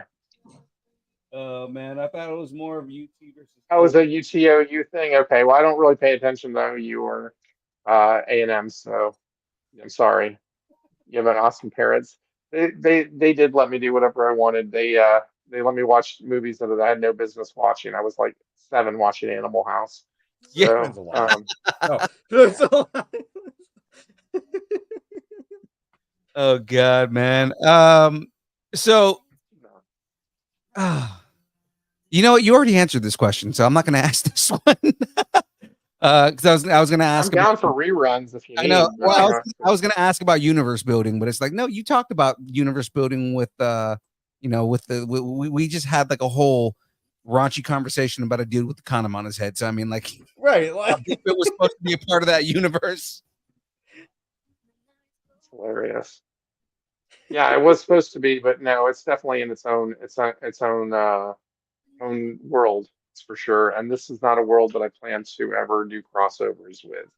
Um, the story is such that we've had a couple of people say, "Hey, let's do a crossover." I'm like, we're not there yet. We've got a lot of story to tell, a lot of history to show off of the character, have a better understanding of why.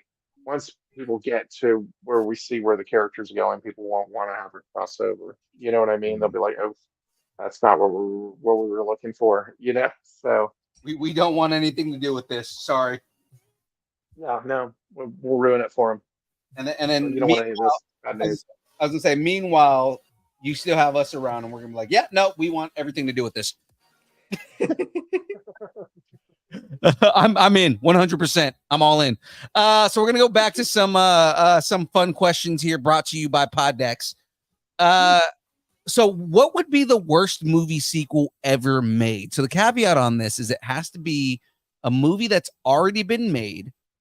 What's a movie that's just kind of like a sequel that hasn't been made for it, but you're just like, I don't want to hear a studio say this movie needs to be made. Oh God.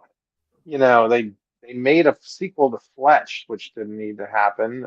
Either any of them. They ruined. They've done this to so many movies. I mean, would say that a movie that they don't need to make. I don't know, Goodfellas 2. Sure, they'll no. do it at some point. But, Oh, I'm sure it's inevitable. But or like the how they did the prequel to The Sopranos, that Angels of Newark or whatever it's called. Um, yeah, that was, they'll do a prequel to the Goodfellas show or something, or the Goodfellas movie or something like that. mm, I'm trying to think of anything else. What do you mean funny? Yeah, I'm here. I'm like a clown. I'm here to amuse. I'm here to amuse you. Yeah, fantastic. Um, yeah, no, there's probably some screwball comedy that I'm like, The Big Lebowski. They never need to make a sequel or oh prequel to God, Big yeah, Lebowski. the even bigger Lebowski. Yeah, no, Bigger Lebowski. they definitely need to leave that be. Yeah, that's one that I would leave. Another one of the Coen Brothers movies that I would never mess with was Miller's Crossing too. Leave it alone. Mm, Reservoir Dogs, leave that one alone, please. right. You We know. don't need Reservoir Cats. Anyway. Well, they all killed each other. They all killed themselves. They Reservoir killed anyway. So we did I have a script for a Latex Avenger comic that you remember how Family Guy redid Star Wars. Yes. I wanted Yes, I wanted yes, to yes. do Reservoir Dogs with the Latex Avenger cast, and Oh, it was God. going to be called Reservoir Tits, and it was but yeah, now I can talk about that. I'm not going to talk about Latex Avenger anymore, but that just made me think of this. Oh, You ready to God. get us canceled? No. I just hear like Latex Avenger, and I just cannot not think about the Toxic Avenger. Just Oh yeah. That's hilarious. like there's no way for me not to immediately think of the Toxic Avenger, which they're making a sequel to or making a Oh God. Oh. Oh, are they really? with Game of Thrones. What's his name? Peter Dinklage. Oh, Oh, okay. no. Peter Dinklage is playing the Toxic Avenger. Okay. Yeah, right. So next question here. Who would you most like to sit next to on a 10-hour flight and why? Now, again, caveat, anyone living or dead, if they could just come back for one day and sit next to you for 10 hours to have a conversation, who would it be? Well, Hendrix. Jimi Is it- Hendrix, without a Jim- doubt. Nice. Yep. Nice. Solid. That would be, yeah, no. When she said living or dead, that was an easy. He's my answer for everything. If it's living or dead, it's with Hendrix. So, yeah, I could totally sit there and hang out with him for 10 hours, hopefully. Otherwise, if he's obnoxious, it's gonna be a long 10 hours, But I have a feeling it'll be fine for, just for that single serving friend situation. I think it'll be just fine. Right. I dig that, man. That's actually a good answer, man. No, that's great. Yeah. And then, so what are you currently nerding out on?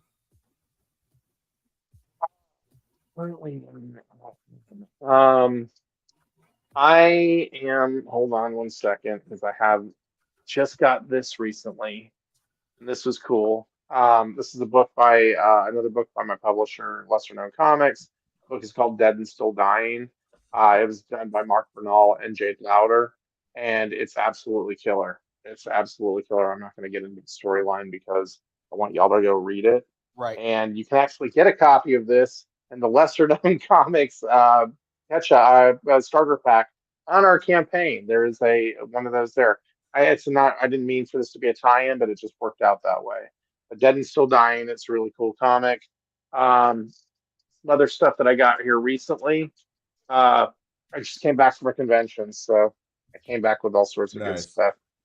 Moose Man by Jevin Loop. Jevin Loop, he's hilarious. He does a book called Nuke Rooster, and this is his new offering, Moose Man, and it's just hilarious.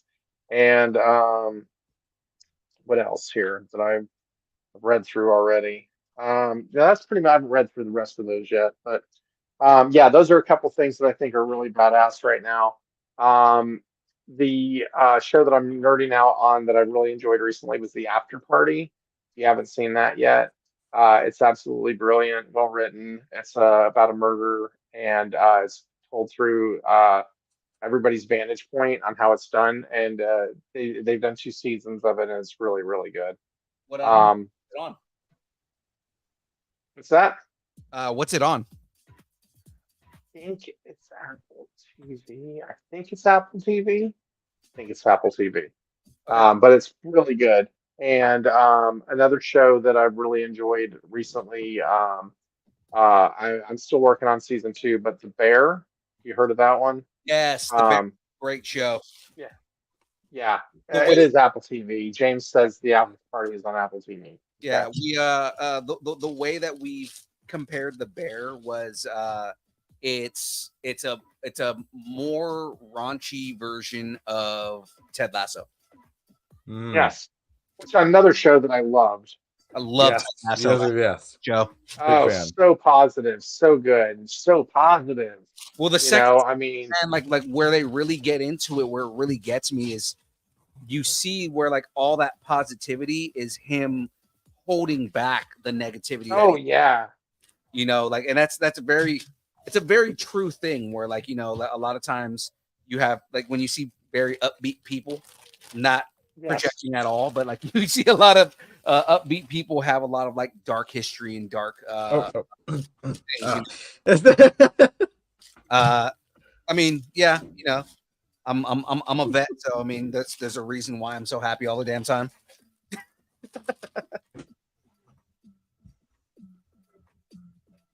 Yeah, Lasso was incredible. I thoroughly Yeah. enjoyed the show. Yeah, it's amazing, man.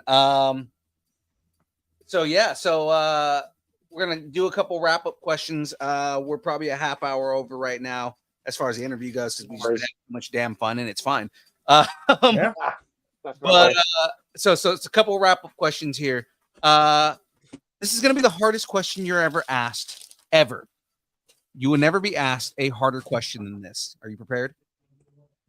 Third, What is your favorite kind of taco? Syria. Yes.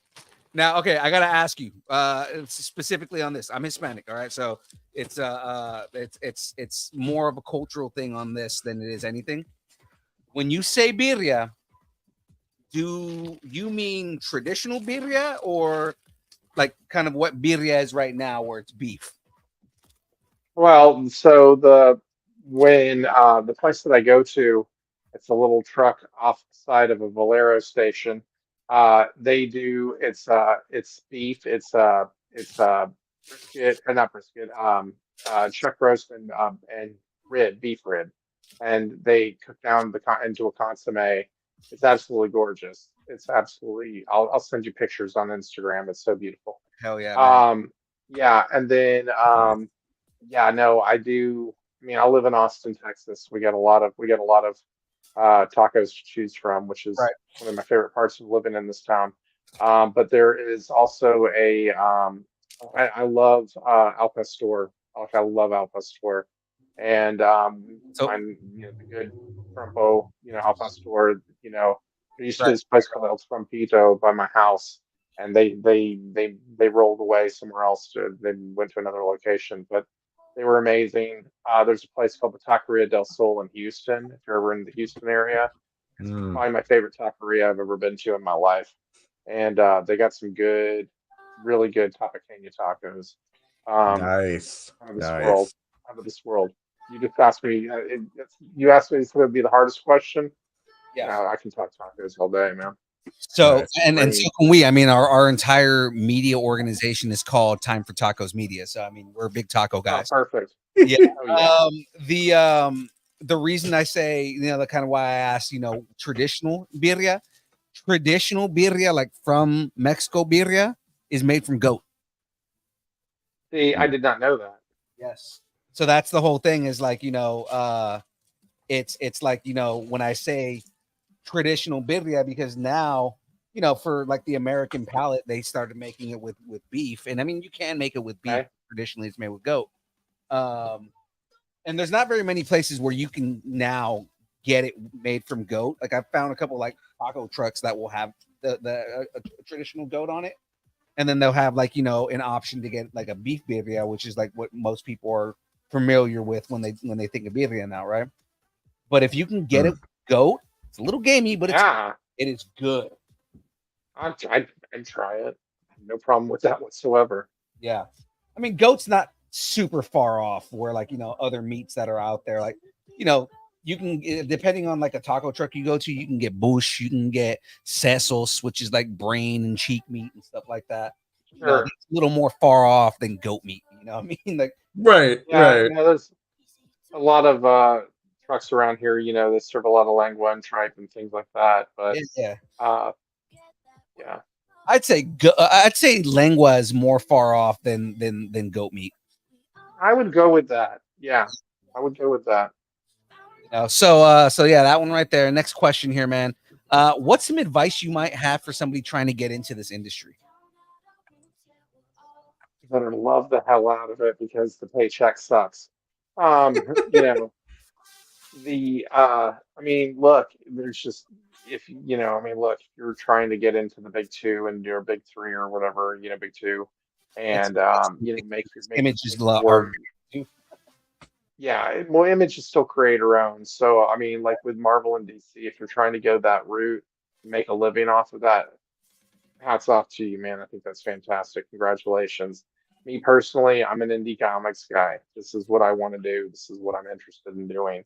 So I would definitely say that love it completely, love it with all your heart because it's a very fulfilling and rewarding thing, not from the pocketbook perspective. So, Mhm. but it's so much fun. It's so incredible to do it, and I have a blast every day that I get to be a part of it. So just love it completely. Awesome. Oh, we Awesome. love that. We love that advice, man. Okay, I've got another hard question for you here. Sure. Who would win in a fight? Bigfoot with a lightsaber or the Ronin? Is it my Bigfoot or anybody any Bigfoot? No, it's your Bigfoot. So your version Oh of yeah, Bigfoot. my Bigfoot. Yeah, no. You It's think he would Bigfoot take with that a lightsaber. real easy? Yeah, yeah, it's no problem. It's yeah, no, I mean no, it's Bigfoot and a lightsaber. Come on, Bigfoot Yeah. knows the Like Force. I'm into it. I was gonna say, but versus the Ronin. I don't know if you watch Star Wars Visions. Oh no! I thought you were just talking about just the I've not seen Star Wars Visions. What is that? So Star Wars Visions is it's a the first season was they got a bunch of anime studios and got them to Mhm. do like one shot stories in Star Wars. So they were able to do How whatever. cool is that? It's actually really Yeah. cool, and it's on Disney It's Plus. amazing. Like I said, it's called Star Wars Visions. The first season was specifically anime studios. So like there's a Studio Ghibli one that's in there. And then the second season they just went and did like international cartoons, like studios. Yeah. And Nice. both seasons were absolutely amazing. Yeah. So Right on. There's the I'll have to very check it out. first episode is like the one where to the point where it was so good that they just announced that the character from the very first story is getting his own comic book. And Oh, badass. the character's name is the Ronin, right? He's literally a Oh, wow. yeah, he's a Ronin samurai, which makes him a badass character to begin with. And yeah, he's it's dope because the whole story, you don't know what he is. He looks like a samurai, right? He's got like his lightsaber Right. hilts are in like like sword holsters and everything like that. And you don't find out that he's a Sith until way later on. So it's like, he's a Holy shit. yeah, it's a really, All really right. good story, man. You gotta watch it. Well, That's why I was saying, all like, right. you like the Ronin, that character versus Bigfoot with a lightsaber. Okay, so now that you've put it in perspective, Bigfoot with a lightsaber still. I'm still backing my guy. Nice. Awesome, man. Sticking to it. What's next for you, man? Show-wise, I don't have anything until December. I'm taking a little bit of time. I travel a lot for my job, so I'm taking some time to be at home. I just got done from a 3-week stint between work and conventions, so I'm taking a little time at home. And then I got horror for the holidays here in Austin, and I'm working on my 2024 applications right now. So there's that. But right now, the big thing is the Kickstarter. Bigfoot Knows Karate Hinagon. It's I mean, if you're into high octane action, beautiful artwork, and all of that, then this is the book for you. But then yeah, and then just really plugging away, trying to get chapter 3 done. I really want to get that it's completed. I'm really trying to have that completed before we go to Kickstarter on that one. So lots to do. Lots to do. That is amazing, man. So where can everybody find you, man? Where can they follow you? Find out more about everything on there. I'm actually going to post the Kickstarter in the chat right now. Perfect. Yes. So you can find me at lesserknowncomics.com. That is my publisher, Lesser Known Comics. You can go over there. You can pick up back issues. You can get the link to the Kickstarter. You can also go to teenagers can be so cruel. Absolutely.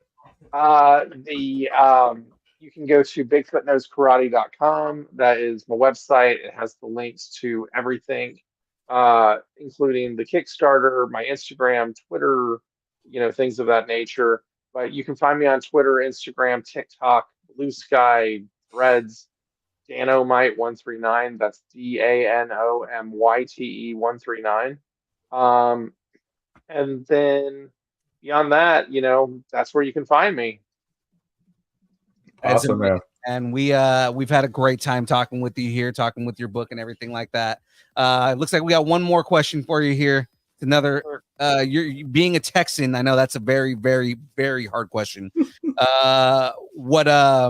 What's the best barbecue spot that you know of, San Antonio or not? Oh, here we go. Okay. I recently went to Terry Black's barbecue in Lockhart, Texas. Let me tell you something. Some great shit. That was some absolutely great shit. But now, if you're just driving on the highway in Texas, and I'm not saying it's the best barbecue spot in Texas, but if you're just driving on the highway in Texas and you want some brisket, Go to Rudy's. Get some moist brisket from Rudy's. I back that shit. I think it's really good. But Terry Black's barbecue is incredible. I have a dream to go to this place called Snow's Barbecue outside of Giddings. They only serve barbecue from like 8 a.m. to like 2 in the afternoon on Saturdays. You have to line up starting at 3 a.m. to get some of this stuff. So that's Man. the dream. I want to go check that out. But yeah, Terry Black's, Lockhart, Texas. Good shit. That is Nice. awesome, man. I'm not. It's like this is an excuse for me to go to Texas. All right. Oh yeah. Oh dude, come to Texas. Come to Austin, man. I'll feed you. Like seriously, we'll go eat it up. If we ever make our way to Texas, just because now a lot of like cons are asking us if we want to start coming out that way, Sure. you know, if we ever do make it out to Texas, man, especially in the San Antonio area, we will definitely hit you up. Yeah, Oh, absolutely. definitely. Sounds good. Definitely. Oh, dude, there's some good grub in San Antonio as well. So for sure. And San Antonio and Austin are only an hour away. So Yeah, I've got army buddies that live out that way, so I mean, I should probably cool. make a trip. Right. Just for Absolutely. courtesy's sake. Yeah. Awesome. And somebody asked me what's my Instagram. So yeah, Danomite139 on the screen. That is my Instagram. Please, that's the best place to find me. I post more on Instagram than anywhere else, and love you if you can give us a follow over there. Actually, I'm making the call right now, guys. You don't have a choice. Head over there and follow him now. Do it. Do it. I would actually, you know what? No, it's not too far. I can go. Hold on. There you go. Do it.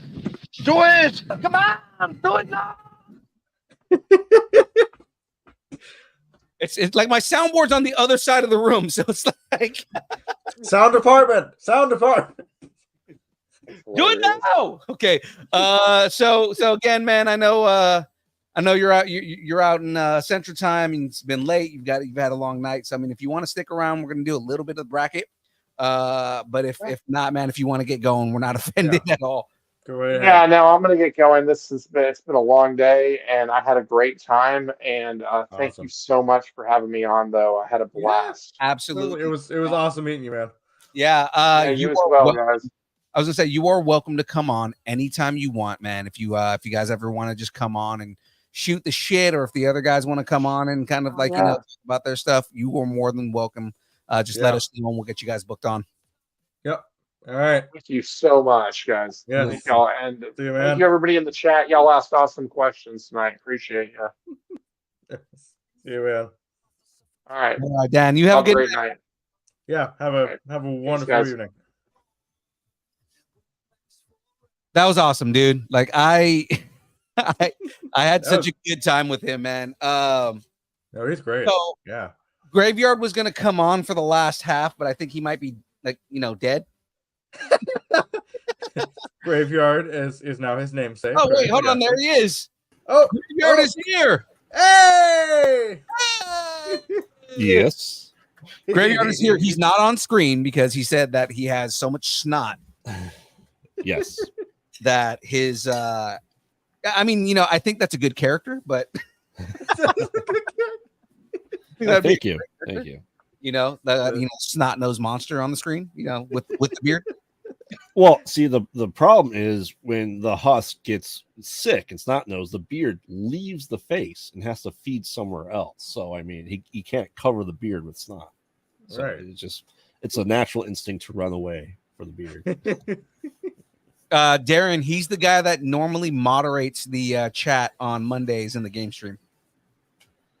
Who's this guy from the cemetery? Yes. The guy from the cemetery. So I know I'm starting this late. I finished Star-Lord just to show everybody here. Nice. That's Nice. Look at actually that. cool helmet, right? That's really cool. The daunting task of starting Hogwarts, right? Oh. Here's the thing with this Hogwarts, right? I've already got the bag separated, the first bag separated. This has 2 books. Oh. This thing is massive. And there's I counted 22 bags. We're gonna be doing this one for at least a month, if not longer. Strap in, everybody. Strap in. Wow. We're gonna be here a little while. It's big, man. This kit has Just under 2,700 pieces. So this is Lord. yeah, this is about the same size as I think the ghost, but the Ecto one. I think the Ecto one took me 6 weeks to build, and that was about 2,700 pieces. Gods. All right. Remember, I can only do what I can do in 2 hours. So Right. All right. Are we ready to ruin some nerdum tonight? we are. Let's do it. Let's do it. I am ready. Oh. Yes, He's a yes, snot-nosed monster. yes. I came back from filming and I have been like crap since. So No. I'm sorry. Yeah, I'm not feeling too good either. But we're here, so Yes. that's all that matters. yes. So I appreciate you guys for coming on in your weakened states. Yeah. no problem. No problem. So yes, does my sign nose make my voice deeper and richer? You're asking if I get the sick Phoebe sexy voice? Probably not. I mean, it does sound pretty nice right now, but Does it? Okay. yeah, Okay. So So are we gonna sing Smelly Cat now, or what? it's a good announcer voice. It's Hey. funny. You know what's funny is I'm building Hogwarts right now, but I just haven't started put it together to build, but I do have the friends apartments. Nice. right, nice. As my mom says, I have the face for radio and the voice for silent film. Mm-hmm. All right, so we are going to ruin everyone's night right off the bat here Oh god. because we are doing Stargate SG-1 versus Oh, Doctor Who. no. Stargate no. SG-1 versus Doctor Who. You're really gonna piss some people off right here. So are we talking like older, like 60s Doctor Who, or are we talking about like modern Doctor Who? It's one continuous show. It's one All of story. it? Oh, yeah, no, the I know. entirety of it. Yes, I All didn't of know it was Doctor Who. separate. All right. Yeah. Yep. All of Doctor Who versus Stargate is. yes. Yeah. Which Doctor Who? Yes, Frey. All of them. All of them. Yes. The All answer is yes. All of them. Versus Stargate SG-1. God. Friendships are Okay. going to be ruined. Frey's probably going to end up coming on the show. Oh, let's she's see. going to murder me. I fully understand that. I'm Because I will throw it off right at the bat.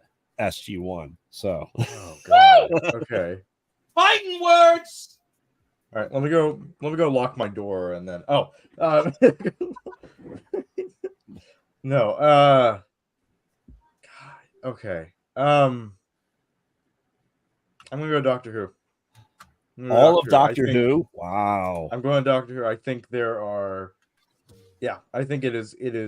There's so much there that there's so much good there, and so many stories that have been told. Where SG-1 is just one thing. Doctor Who is like a bunch of different shows all mixed into one, I and see. that's going to be my justification. I think.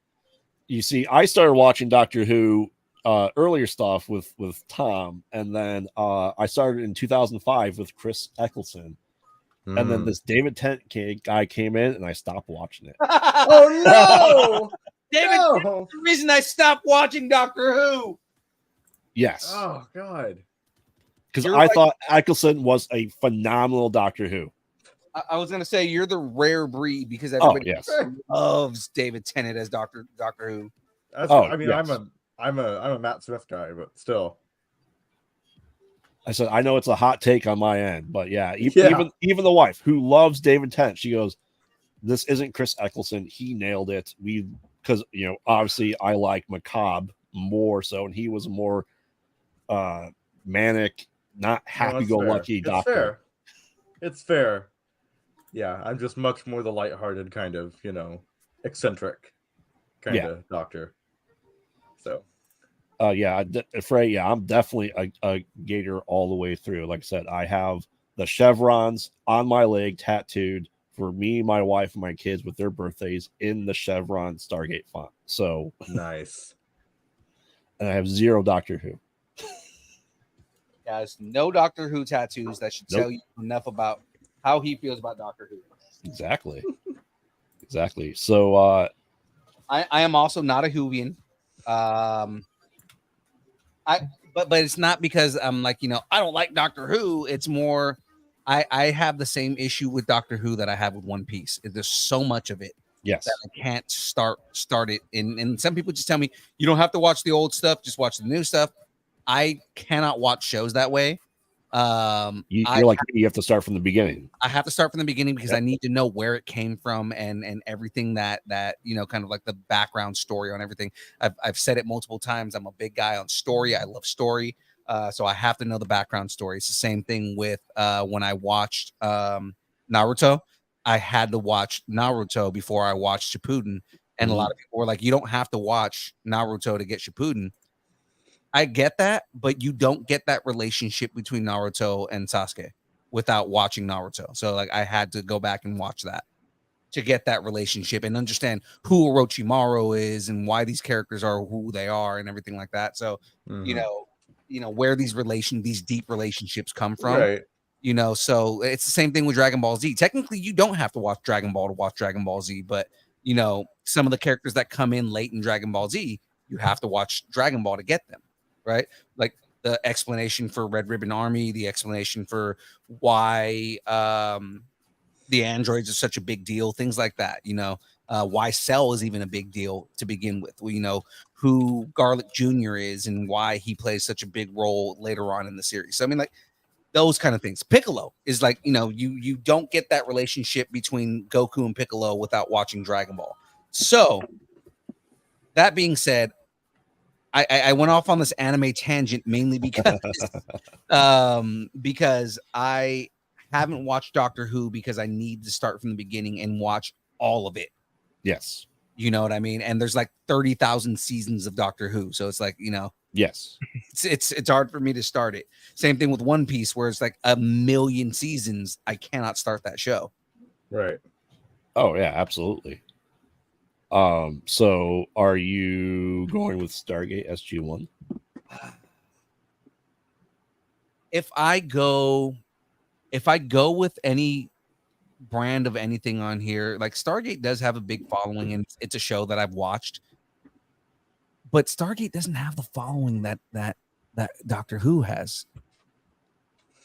So for your own health, are you gonna go with the Doctor Who? I go Doctor Who, but mainly because I've never watched Doctor Who, but I know what was the cosmic screwdriver. The sonic screwdriver. Sonic screwdriver. I know what a sonic screwdriver is. If I look at a sonic screwdriver, I know what a sonic screwdriver is. I know what the phone booth is and all that kind of stuff. There are things from Doctor Who that I recognize, even if I've never seen an episode of Doctor Who. Right.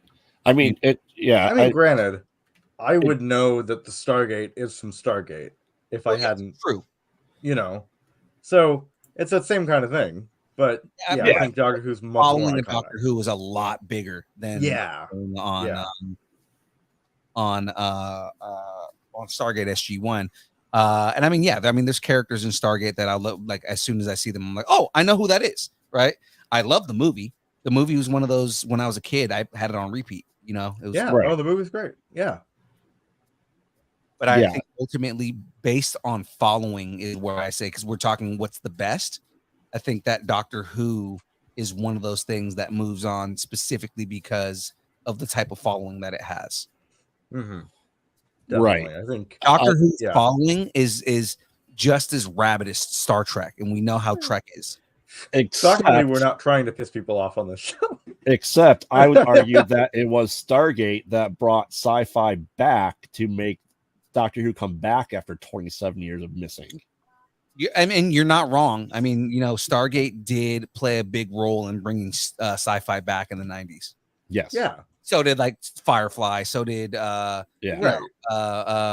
Galactica. Like things like that. So there were a lot of influences there. I think Stargate was definitely one of them. So I think it because the torch died for Doctor Who in the 80s. And as much crap people give Eccleston, he brought it back. Oh yeah.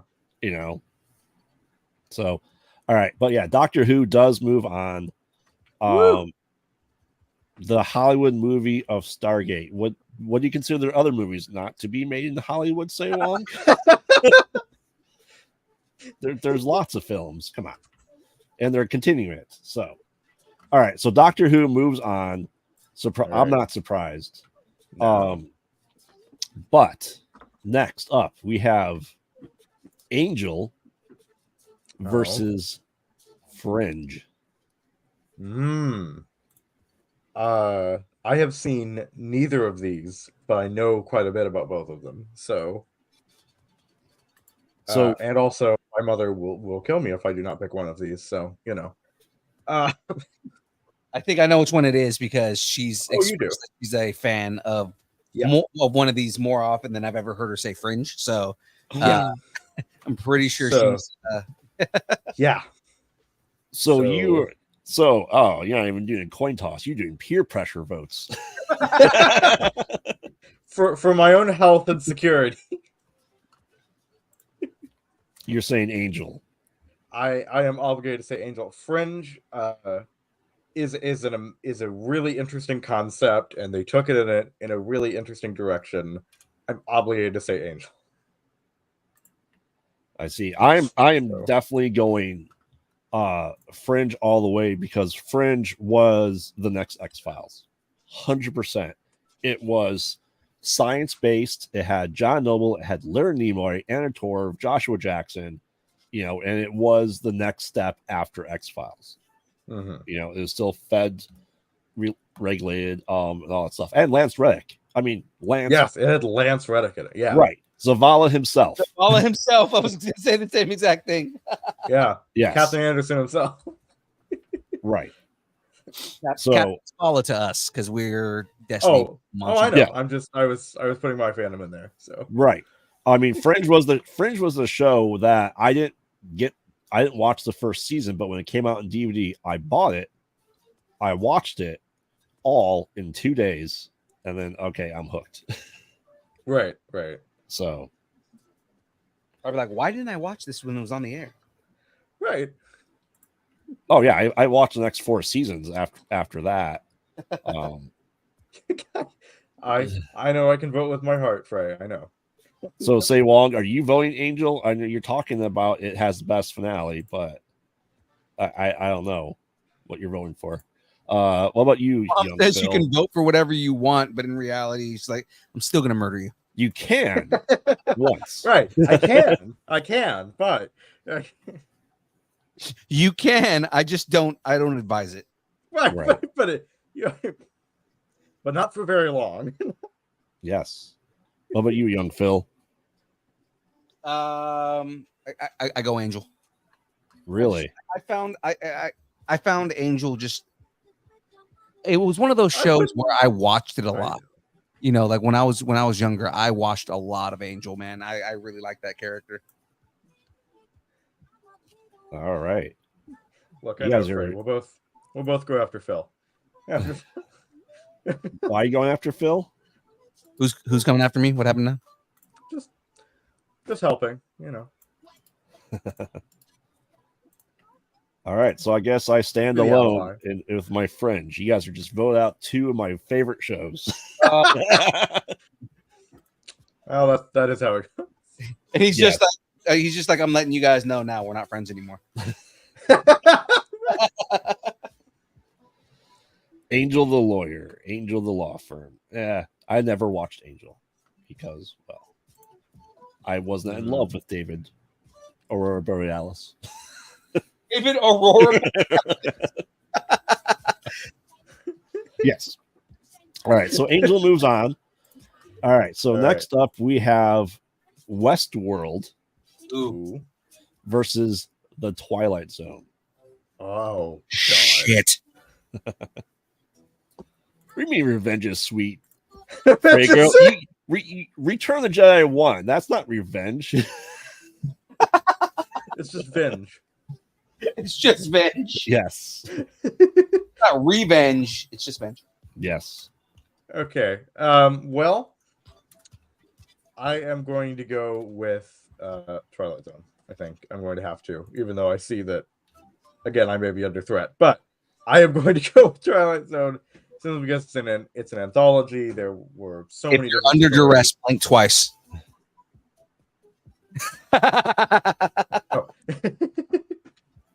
Oh. No, I mean it was an anthology. It had so many stories that it told.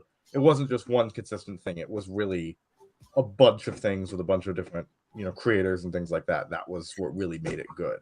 It's There not was such secular. a variety and such a diversity of opinions and of all of these different diversity of stories, diversity of genres. You had horror, you had sci-fi, you had kind of hard sci-fi space stuff, you had fantasy, you had all of that, and that's what really made it amazing. And you had Rod Stewart, who cannot be topped. Rod Serling. Sterling, yeah. Rod Stewart crapped his pants. No. Grab my pen. Rod Serling. I like that Frey is saying she's getting revenge on me for Wonder Woman because we all know that my votes made a huge difference in those DC brackets. Oh man, this is difficult because I've been rewatching Twilight Zone and it's just like it's so good. But then we compare that. Yeah, no, it's the OG. I'm looking up at the chat right now. Yeah. So Twilight Zone. What was the other one? Westworld. Westworld is one of those shows that I'm still upset that they canceled. Oh, and say Wong, Twilight Zone doesn't matter. They didn't retell the same stories. It's continuation with different stories. New season 60 years later. Just like Doctor Who. Just like Doctor Who. And I mean, it's kind of the same thing with the new one because it's an anthology series. They can do that. Yes. You can continue to bring it back. Yeah. It's I mean, like the only exception to the Twilight Zone story is the movie, which is problematic in so many other ways. Right. What? It's a cursed film. How can you not enjoy it? It's a cursed film. It is a cursed film. The guy died. He was Yeah. decapitated by a helicopter and saving 2 kids. Absolutely. Yeah. I listened to a podcast on that whole story. It's so much more tragic than I thought it was. Oh, absolutely. Oh, then Twilight Zone, yes. She changed it to Westworld Twilight Zone. So what are you going for, young Phil? I don't know, because I mean, Twilight Zone, again, it's classic. It's one of those things where it's the definition of kind of like, what moved sci-fi in the direction that it became. Like without Twilight Zone, there would be no interest in things that are like sci-fi related like that. Correct. And it gave way to things like Star Trek and things like even like Tales from the Crypt. Yep. Yeah. Kind of came from like Twilight Zone, So it's just kind of like the idea of anthology stories and things like that. Again, Black Mirror wouldn't exist without the Twilight Zone. Correct. Yeah. So I mean, there's so much that comes from Twilight Zone, and those are all such good stories that endure. Like they're just there's the stories that were in Twilight Zone were amazing. So it's kind of like it makes it hard, but Westworld had such good storytelling, at least for the first 2 seasons. Yes, but like you said though, Twilight Zone created the epitome of every sci-fi trope that ever came to existence. It did. So I think based on that and the premise of this episode being that we're voting for the best non Star Wars Star Trek sci-fi of all time, Twilight Zone needs to be in at least the top 4, in my opinion. So I'm gonna go with Twilight Zone. And all I'm gonna say is it's a cookbook. Yes. Oh, I mean, also, you're now entering a realm that's parallel like yours. Is it the same or just different? You're now entering the scary door. Scary door. Come on, do you know what that's from? The Scary Door? Futurama's parody of the Twilight Zone. Oh shit! Yeah. You know, have you been watching the new episodes of Yes. Futurama? Yes, It's so yeah. ridiculous. they're so great. Yes, I mean everyone knows, it's the Twilight Zone. Most of their stories, 6 people in search of the exit, is a classic trope that exists. Like the Cube horror movie is based off of that story premise that existed from the Twilight Zone. You also have classic stories of an astronaut who seemingly is an alien, and turns out he's from Earth and he's visiting an alien world. So the twists are there. The non sequitur nature of a TV show made you not have to watch it every episode in any particular order. And again, just it was well written twists. It's not like this M. Night Shyamalan bullshit where it's not. The twist is there just to be there. Like the twists made sense and were good.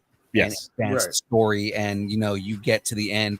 Like the one that I just left off on is the old kind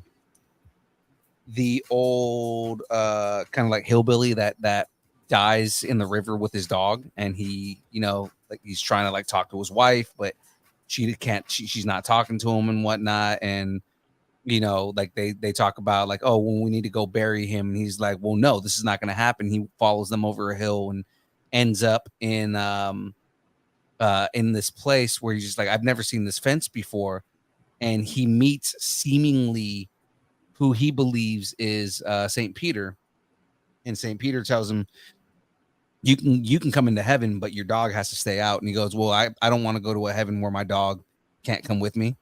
So he starts walking down the road, and he ends up actually meeting St. Peter. And it turns out that the person that he met was a demon that was trying to convince him to go to hell. Ooh.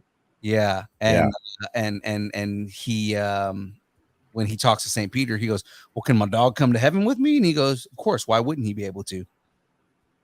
Exactly. Yeah. Nice. And the idea, the whole story was like, there's no greater bond than a man and his dog, even in the afterlife. Yeah, I mean, all dogs go to heaven, all cats go to hell. We know this. Yes. All right. So next up, I don't know if anyone's seen either of these that are watching, listening on this right now, but we have experiencing. Yes, tasting, licking, smelling. Yeah. We have Defiance, which was a sci-fi show. It was kind of like Stargate, and they tried to do a multimedia platform crossover with the MMO that they made a video game for at the same time, so it tied everything together. Versus Raised by Wolves, which is Raised by Wolves is a show about robots who are raising humans in a new planet and raise them as atheists. Yeah, Raised by Wolves is fucking weird. It's it is. It's that's Ridley Scott.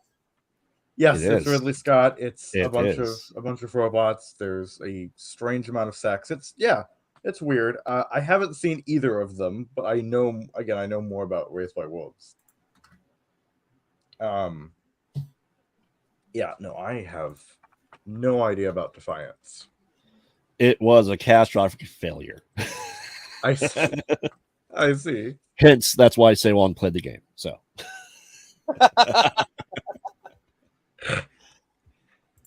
Oh my god. Okay. So Defiance versus Raised by Wolves. Yes. God, man. I'm gonna Raised by Wolves because it's Ridley fucking Scott. Yeah, I'm gonna have to go Raised by Wolves. Ridley Scott is such an amazing storyteller, man. Even with the weird fucking sex and just android atheist shit. It is still Ridley right, and then the other religion is something from ancient Rome. It's a whole thing. We'll just call them the Christian Crusaders. He finally got his pretty much what they are. He finally got his spaceship to go fight the the aliens that in South Park, right, where they needed to get the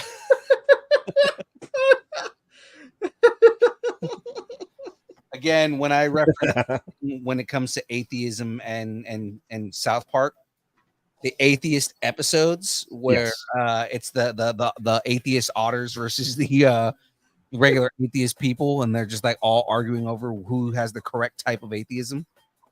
No, it was the name.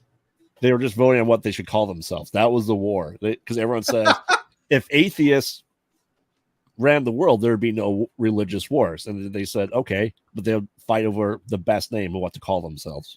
Right. Yes. But that was the Buck Rogers thing where Cartman went into the future trying to wait for the Wii to come out. Interesting. Okay, so check this out. So I've got this whole part built right here. As you go through the instructions, when you finish a piece of the castle, it has a whole story about that part of the castle. Oh, that's cool. Yeah, so it's talking about this is the devil's snare. It keeps intruders from reaching the secret hiding place of the sorcerer's stone. It thrives in dampness and darkness. If you get stuck, stay calm and open your curtain to let the sun in. Nice. I like that it's got like lore in here too as you're building it. Mm-hmm. All right, so Phil, are you voting for Raised by Wolves? I think I go Raised by Wolves. All right. I can't wait till you build the part of the castle. In this corner is where Ron Weasley peed himself for the 5th time that day. Of sheer terror. I'll let you guys know when we get to the Whomping Willow. That's probably where that is. Because the Whomping Willow is a part of the kit. I saw it in the picture. Nice. Whomping Willow, yeah. More like Wanking Willow. Oh. All right. Actually upset me that in the Harry Potter game that the Whomping Willow wasn't in the game. Really? Yeah, because like they when in that movie they talk about you damaged a Whomping Willow that's been on these grounds for thousands of years. Well, this is only supposed to take place like 100 years before. Yes. Right. Why is the Whomping Willow not on the castle grounds? Where is it supposed to be? I'm sure somebody complained about it on Reddit. Oh, maybe. Who knows? All right. We have next up Farscape versus Sliders. Oh, God.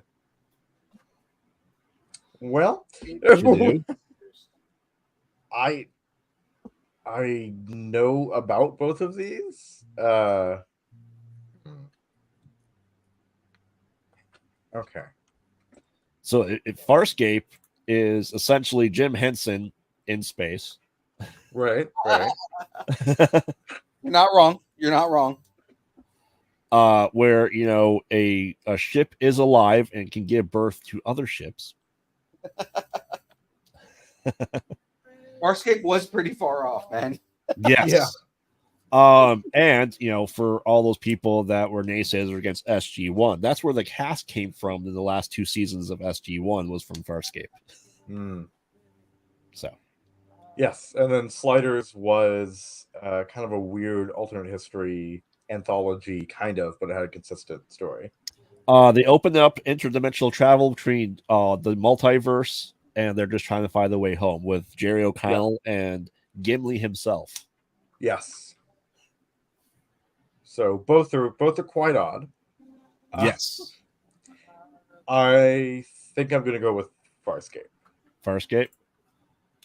I am going with Sliders. I was very disappointed when that show was canceled, and it took forever. I don't know if season 4 ever came out on DVD. I had the first 3 seasons, and then the 4th season never came out. So, and then it's sci-fi. I know. And then John Rhys Davies had to go do something called The Lord of the Rings, so he left the show. Fucking John Rhys Davies. I know. Like, come on, stay on Sliders. I'll go do J.R.R. Tolkien. Exactly. Who cares about Tolkien? I'll go do the second greatest trilogy in all of film history. It's okay. We have the Rankin Bass Hobbit. We don't need. Rankin Bass We don't need you to go and play the Son of Gloin, okay? Yes. Young For Phil. all the kids out there that did not understand a thing I said, right? Go rewatch Lord of the Rings, but also go read The Hobbit. It's amazing. Yeah. It's the best one. Go read The Hobbit because Rankin Bass and Peter Jackson did not do justice to The Hobbit. No. The No. Hobbit is the best Lord of the Rings book, and yet it's the worst of all the versions. Have you ever read all the adaptations they original? have. Because there's two versions. There's the revised version that he wrote after he released Lord of the Rings. So when Tolkien wrote Lord of the Rings, he went back and rewrote Chapter 5 Right. because he wanted to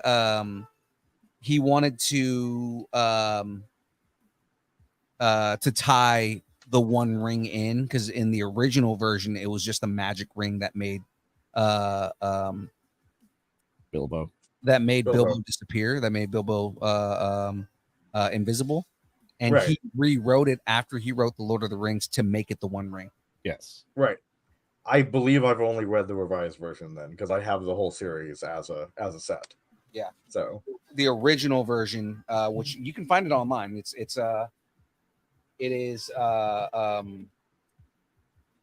it's public domain now. oh, nice. So anyway, sliders or Farscape, Phil. We got distracted. Yeah, I always get distracted. What's new? I go Farscape. Farscape. Yeah. All right. Sorry, All Gravy. right. That's all right. Graveyard's like, I already hated you guys. It's okay. And this was the last show that Graveyard was ever on. Oh. And just get rid of another one of my favorites. That's cool. Well, that's something. There'll be something there. Oh yeah. Oh, I enjoy both. Trust me. Yeah. All right. So we have a couple more that we probably should. I know we're running long here, but we have 3 more to get through before this. We narrow down to the top 16. Let's do it. Let's get through it. Now, the 4400s, and for Say Wong's sake, the original run of the 4400, For Say Wong's sake. because he always gets confused or asks, which gave us Marshall Ali, and our first thing we really knew him in, versus Black Mirror. So do you know about the 4400, Shadu? I have no idea what you're talking about. Over 100 years, 4,400 people were abducted, and they all came back in one spot. Ooh. And they all start exhibiting superhero-like powers. Ooh. And the show ends on a fantastic cliffhanger. I did not realize that Mahershala Ali was in that. Yes. Yes, because he came out of the Jim Crow era where he was dating a white woman. Oh. So Wow. and All right. also has why can't I think of his name? The original Reanimator, Herbert West. guy. Herbert West, yeah. Yes. He's also in this. The Reanimator. Yes. God, you want to talk about campy fucking schlocky films? Fucking Reanimator movies, and I know Graveyard loves those movies. He has to. Of course. And then Black Mirror is kind of a modern Twilight Zone almost, with a little bit more updated technology. Yes, Black Mirror. I mean, Twilight Zone was not a hey, don't do this because it could lead to this situation. Black Mirror is a hey, people are idiots, and what if we took our technology too far in one way? Right. It's a cautionary tale. Yeah, it is a bunch of cautionary tales. Yes. I'm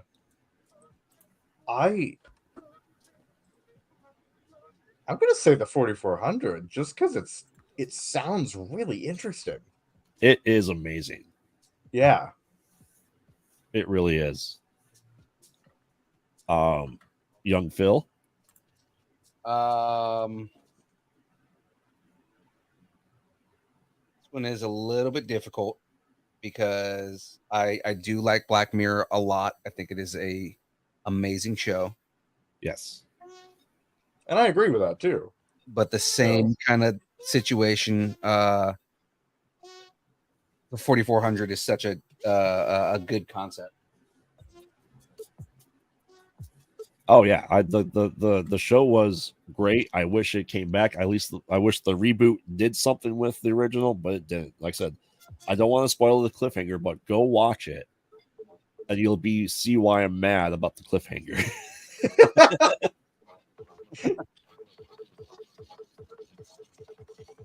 So Phil, are you going 4400? Man, I think I actually am going to go 4400. Awesome. Yeah, I'm going 4400 as well. Like I said, I just want it to be finished. I want it to either be a comic book to finish off the series or a book, as what I'd love to see happen with that series is someone to revisit it and give us it. And that's always my problem with sci-fi shows, because they end in cliffhangers every season, and most of the time they don't come back. Yeah. So, all right, 4400 moves on. I can't believe the show about the prime minister having sex with a pig didn't move on. Oh my god, that's a thing that fucking happened on that show. The very first episode. Yeah. And it somehow continued after that.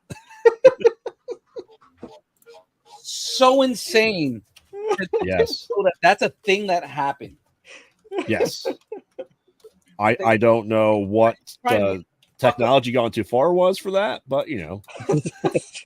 I think it actually had to do with like the way that you can campaign and blackmail somebody. Oh yeah. I thought it was technology had gone so far like that it's like, hey, we probably shouldn't show this. But technology has gone so far. That's the other thing is I think it has a lot to do with like social media. Yeah. Oh yeah. Yeah. It wasn't as big as a cautionary tale as what the other ones are. It's not as sci-fi in the least bit, but it's still a cautionary tale. Mm-hmm. All right, we're down to our final 2 rounds. Next up, we have Dark Matter versus something Vampire Slayer. Dark Matter versus something Vampire Slayer. Buffy. You though. see? Oh, You see? This. I was going down the road of something dark side. Oh, I'm aware. Something complete. I am very. I choose my words carefully sometimes. Sometimes. What was the other one? Not Buffy. What was the other one? Dark Matter. I've never heard of Dark Matter. It's one of those short-lived sci-fi shows again. That great premise. In the same line of, I'd say, Defiance, in the same line of The Expanse. Okay, yeah. So pure sci-fi show. Gotcha. Yeah. And I'm surprised Frey's not going, Buffy's a horror show. Buffy is a fantasy show. With some sci-fi elements. Yes, when the soldier becomes part robot, I consider that very sci-fi. Right. It is fantasy with sci-fi elements. Yes. Yeah, no, Dark Matter sounds like a really interesting concept again. It is. Yeah. Huh. I'm gonna have to go watch this. Okay. I am going to have to go Buffy again. First I'm obligated to, and it's the only one that I'm familiar with Buffy. I'm not familiar with Dark Matter. I like that's like obligation so that my mother doesn't kill me. I don't think I'm going to get killed. I just, I might not be on the show for a little while. Oh man. Shadu gets reassimilated every time he gives the wrong answer and comes back. It's like a Dragon Age situation. It's gonna take over my body. All right, Yes. real quick before we finish this right here, because this is where I'm going to end the build for the day. Mm-hmm. So this little thing right here, there's like a little head inside. Oh, With a s- nice. In a final act of defiance, Salazar Slytherin constructed the Chamber of Secrets. A huge basilisk was bewitched to honor his true heir and bring ruthless destruction upon all Muggle-born. So that's supposed to be the Chamber of Secrets. Yeah. No, I can see that. Yeah. Well, you're showing us. It's not very secret. No. It's kind of cool. 'Cause, like I figured that was when I was looking at it. I figured that was Salazar Slytherin's head, and Yeah. then snake in the front is the basilisk with the water in Yeah, it. it's the chamber of the obvious. The Chamber of the Obvious. Exactly. All right. Like I said, that's where I'm going to end the actual building build for today. Sweet. All So right. young Phil, are you going Buffy or Dark Matter? I'm assuming Buffy. I'm going Buffy actually. I just I never watched Dark Matter, and Buffy again was something that I watched on repeat a lot when I was younger. So Gotcha. Despite Michelle Trachtenberg coming on and ruining the show, yes.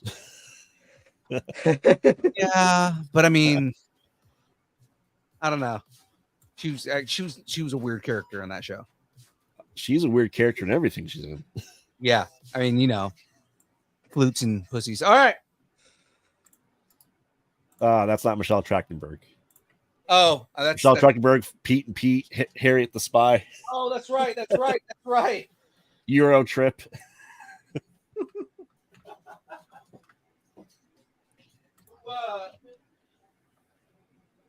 All right. Well, I think Buffy's moving on.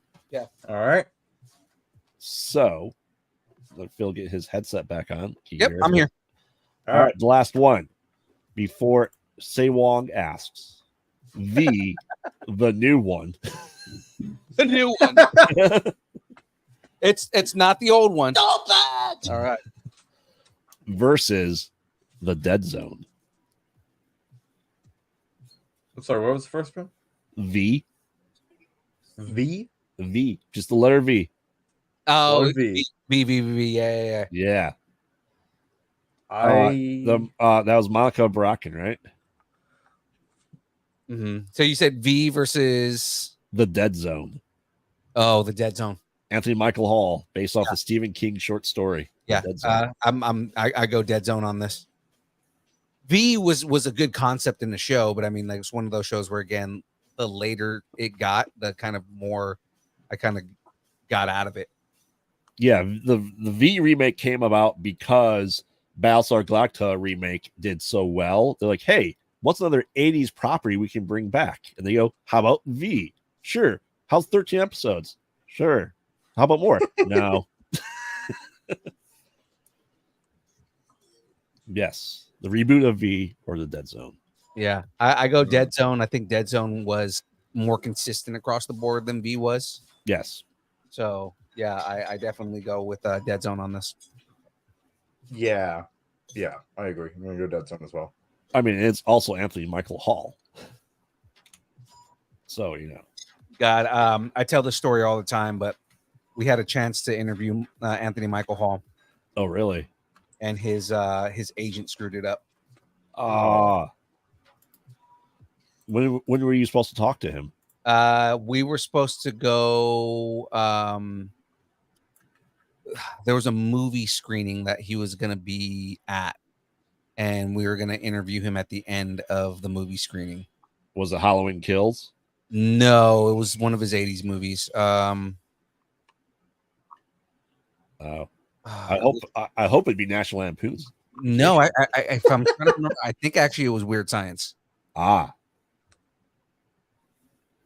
makes sense. Which, I mean, it's fucking Anthony Michael Hall in Weird Science. I mean, he was easily the best character in that movie next to, of course. Yes. Of course, the hot creation. Yes, very much so. So I just want to ask him if he had a hard time remember his lines from Halloween Kills. Evil, it dies tonight. Great, Michael. Anthony, can you say that about 80 more times for this movie? Evil, it dies tonight.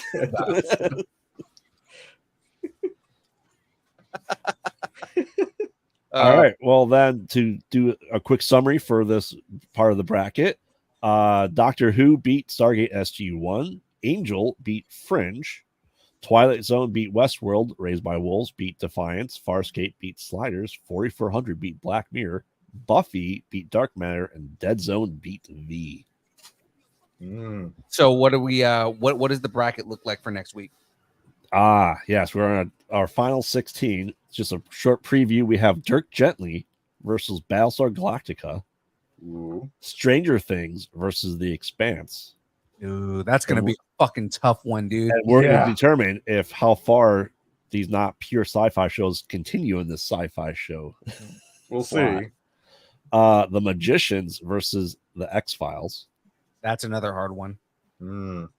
Magicians is a good show. Yes. But I mean, X-Files is another classic. Let's revamp sci-fi show. So I mean, like, you know, Yes. Yeah. they brought interest back into sci-fi. So Oh yeah. Firefly versus Stargate Atlantis. oh yeah, we know who won that one. Yes. Doctor Who versus Angel. Oh God. Oh wow. Twilight Zone versus Raised by Wolves. Okay, that's easy. Yes. Farscape versus the 4400. Okay. Buffy versus Dead Zone. Oh. Ooh. This will be fun. The next week's going to be a lot of arguments. So guys, get ready for that. There's Yes. a lot of fighting. We're going to be doing a lot of arguments, and Frey may actually show up on the show, not by choice. So, Well, I may not be here, but I will definitely be in the chat. So, oh yeah, yeah. We need all the argument fire that we can get for that one. That's going to be a crazy episode. No, it's it is. Yeah, no, I'm gonna I mean, it's surprised we're alive by the end of that one. So, fights are going to break out. Friendships are going to end. There will be riots in the streets. We will Cats and dogs living together. Right. It's going to be worse than that. Cats and dogs fucking. It's going to be bad. It's going to be the prime minister fucking a pig. Oh. Yeah, exactly. The prime minister is going to fuck a pig. And that's what's going to happen. Yep. The fucking Jabberwock is going to show up on the goddamn show. It's going to happen. There you go. Jesus. All right, guys. That is it for us tonight. We already went a half hour over. That's been a trend lately, is going over our times, right? But I mean, you know, we had fun with this bracket, you know, and it was definitely worth it. You're willing to do. So, guys, before we get off, I love that. I love that StreamYard decided not to put Graveyard's avatar on screen and put ours. Oh yeah. So Graveyard, in celebration of your avatar being me and James's Funko Pops. Tell everybody where they can find you, man. Where's all your stuff? They mostly Pod. at night. Mostly. Yeah, so I'm Graveyard co-host of the Mostly Pod at Night. Mostly. Check us out on Comic Con Radio. New releases every Wednesday, assuming they can read my emails and post it in time. Coming soon, starting October 4th, I have all of October and November lined up already with guests for Conversations in the Void, which will be live over on YouTube Wednesdays at 9 p.m. Central. So make sure to check that out. So follow us on all social media at Pod Out at Night. On top of that, you can find a cameo by me in a little movie called Split Screen coming out this winter by friends of the show, Dylan Brown and Joshua Brucker. That's going to be exciting. I'm excited to see what this movie turns out to be, man, especially because, you know, I already like their movies. We've already been watching their movies, but it's like now my friend's in the movie, so now I want to watch it even more. Yes. So, yeah, make sure to check that out. There'll be behind-the-scenes pictures I already shared with some of the Distance Learning crew where I had to represent Distance Learning while on the shoot, right? God, I love that hat. It looks so good on screen. So, yeah, on top of that, you can find me at Kyber K Productions 2 or 3 days a week, so make sure to check that out. All right. Shadoo!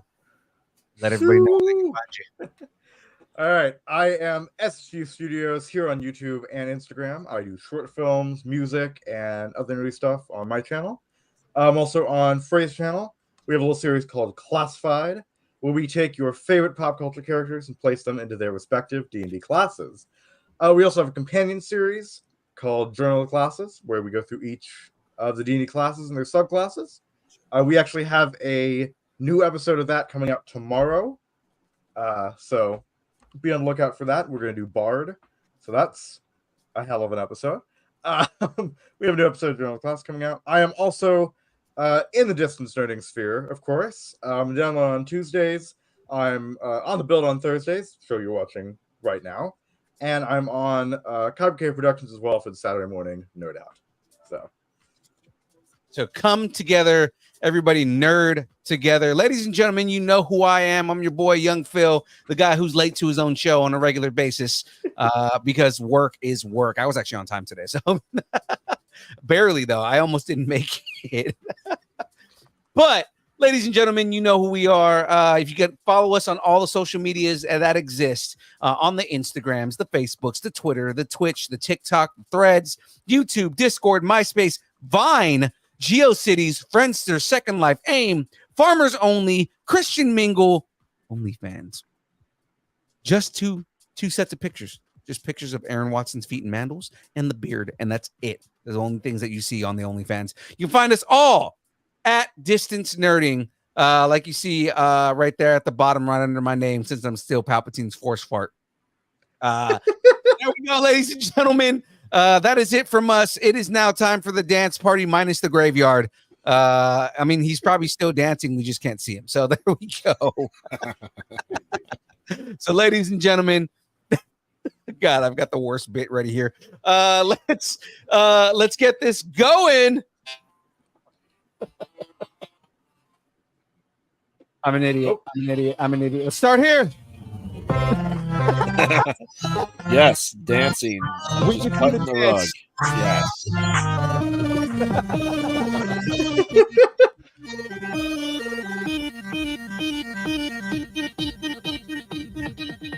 Distance nerding. That's right. Cool.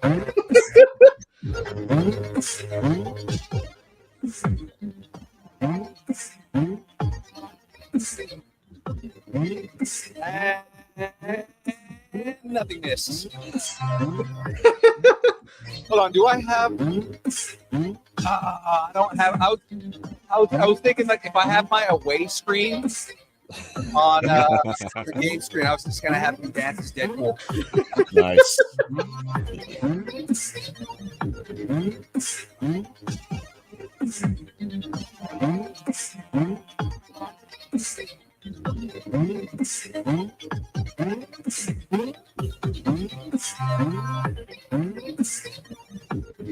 I'm still dancing, I promise.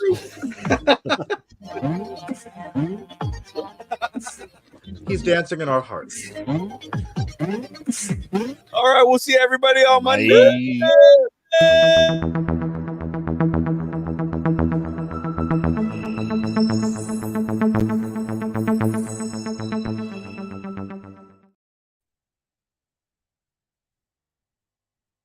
I'll shoot your fucking cat.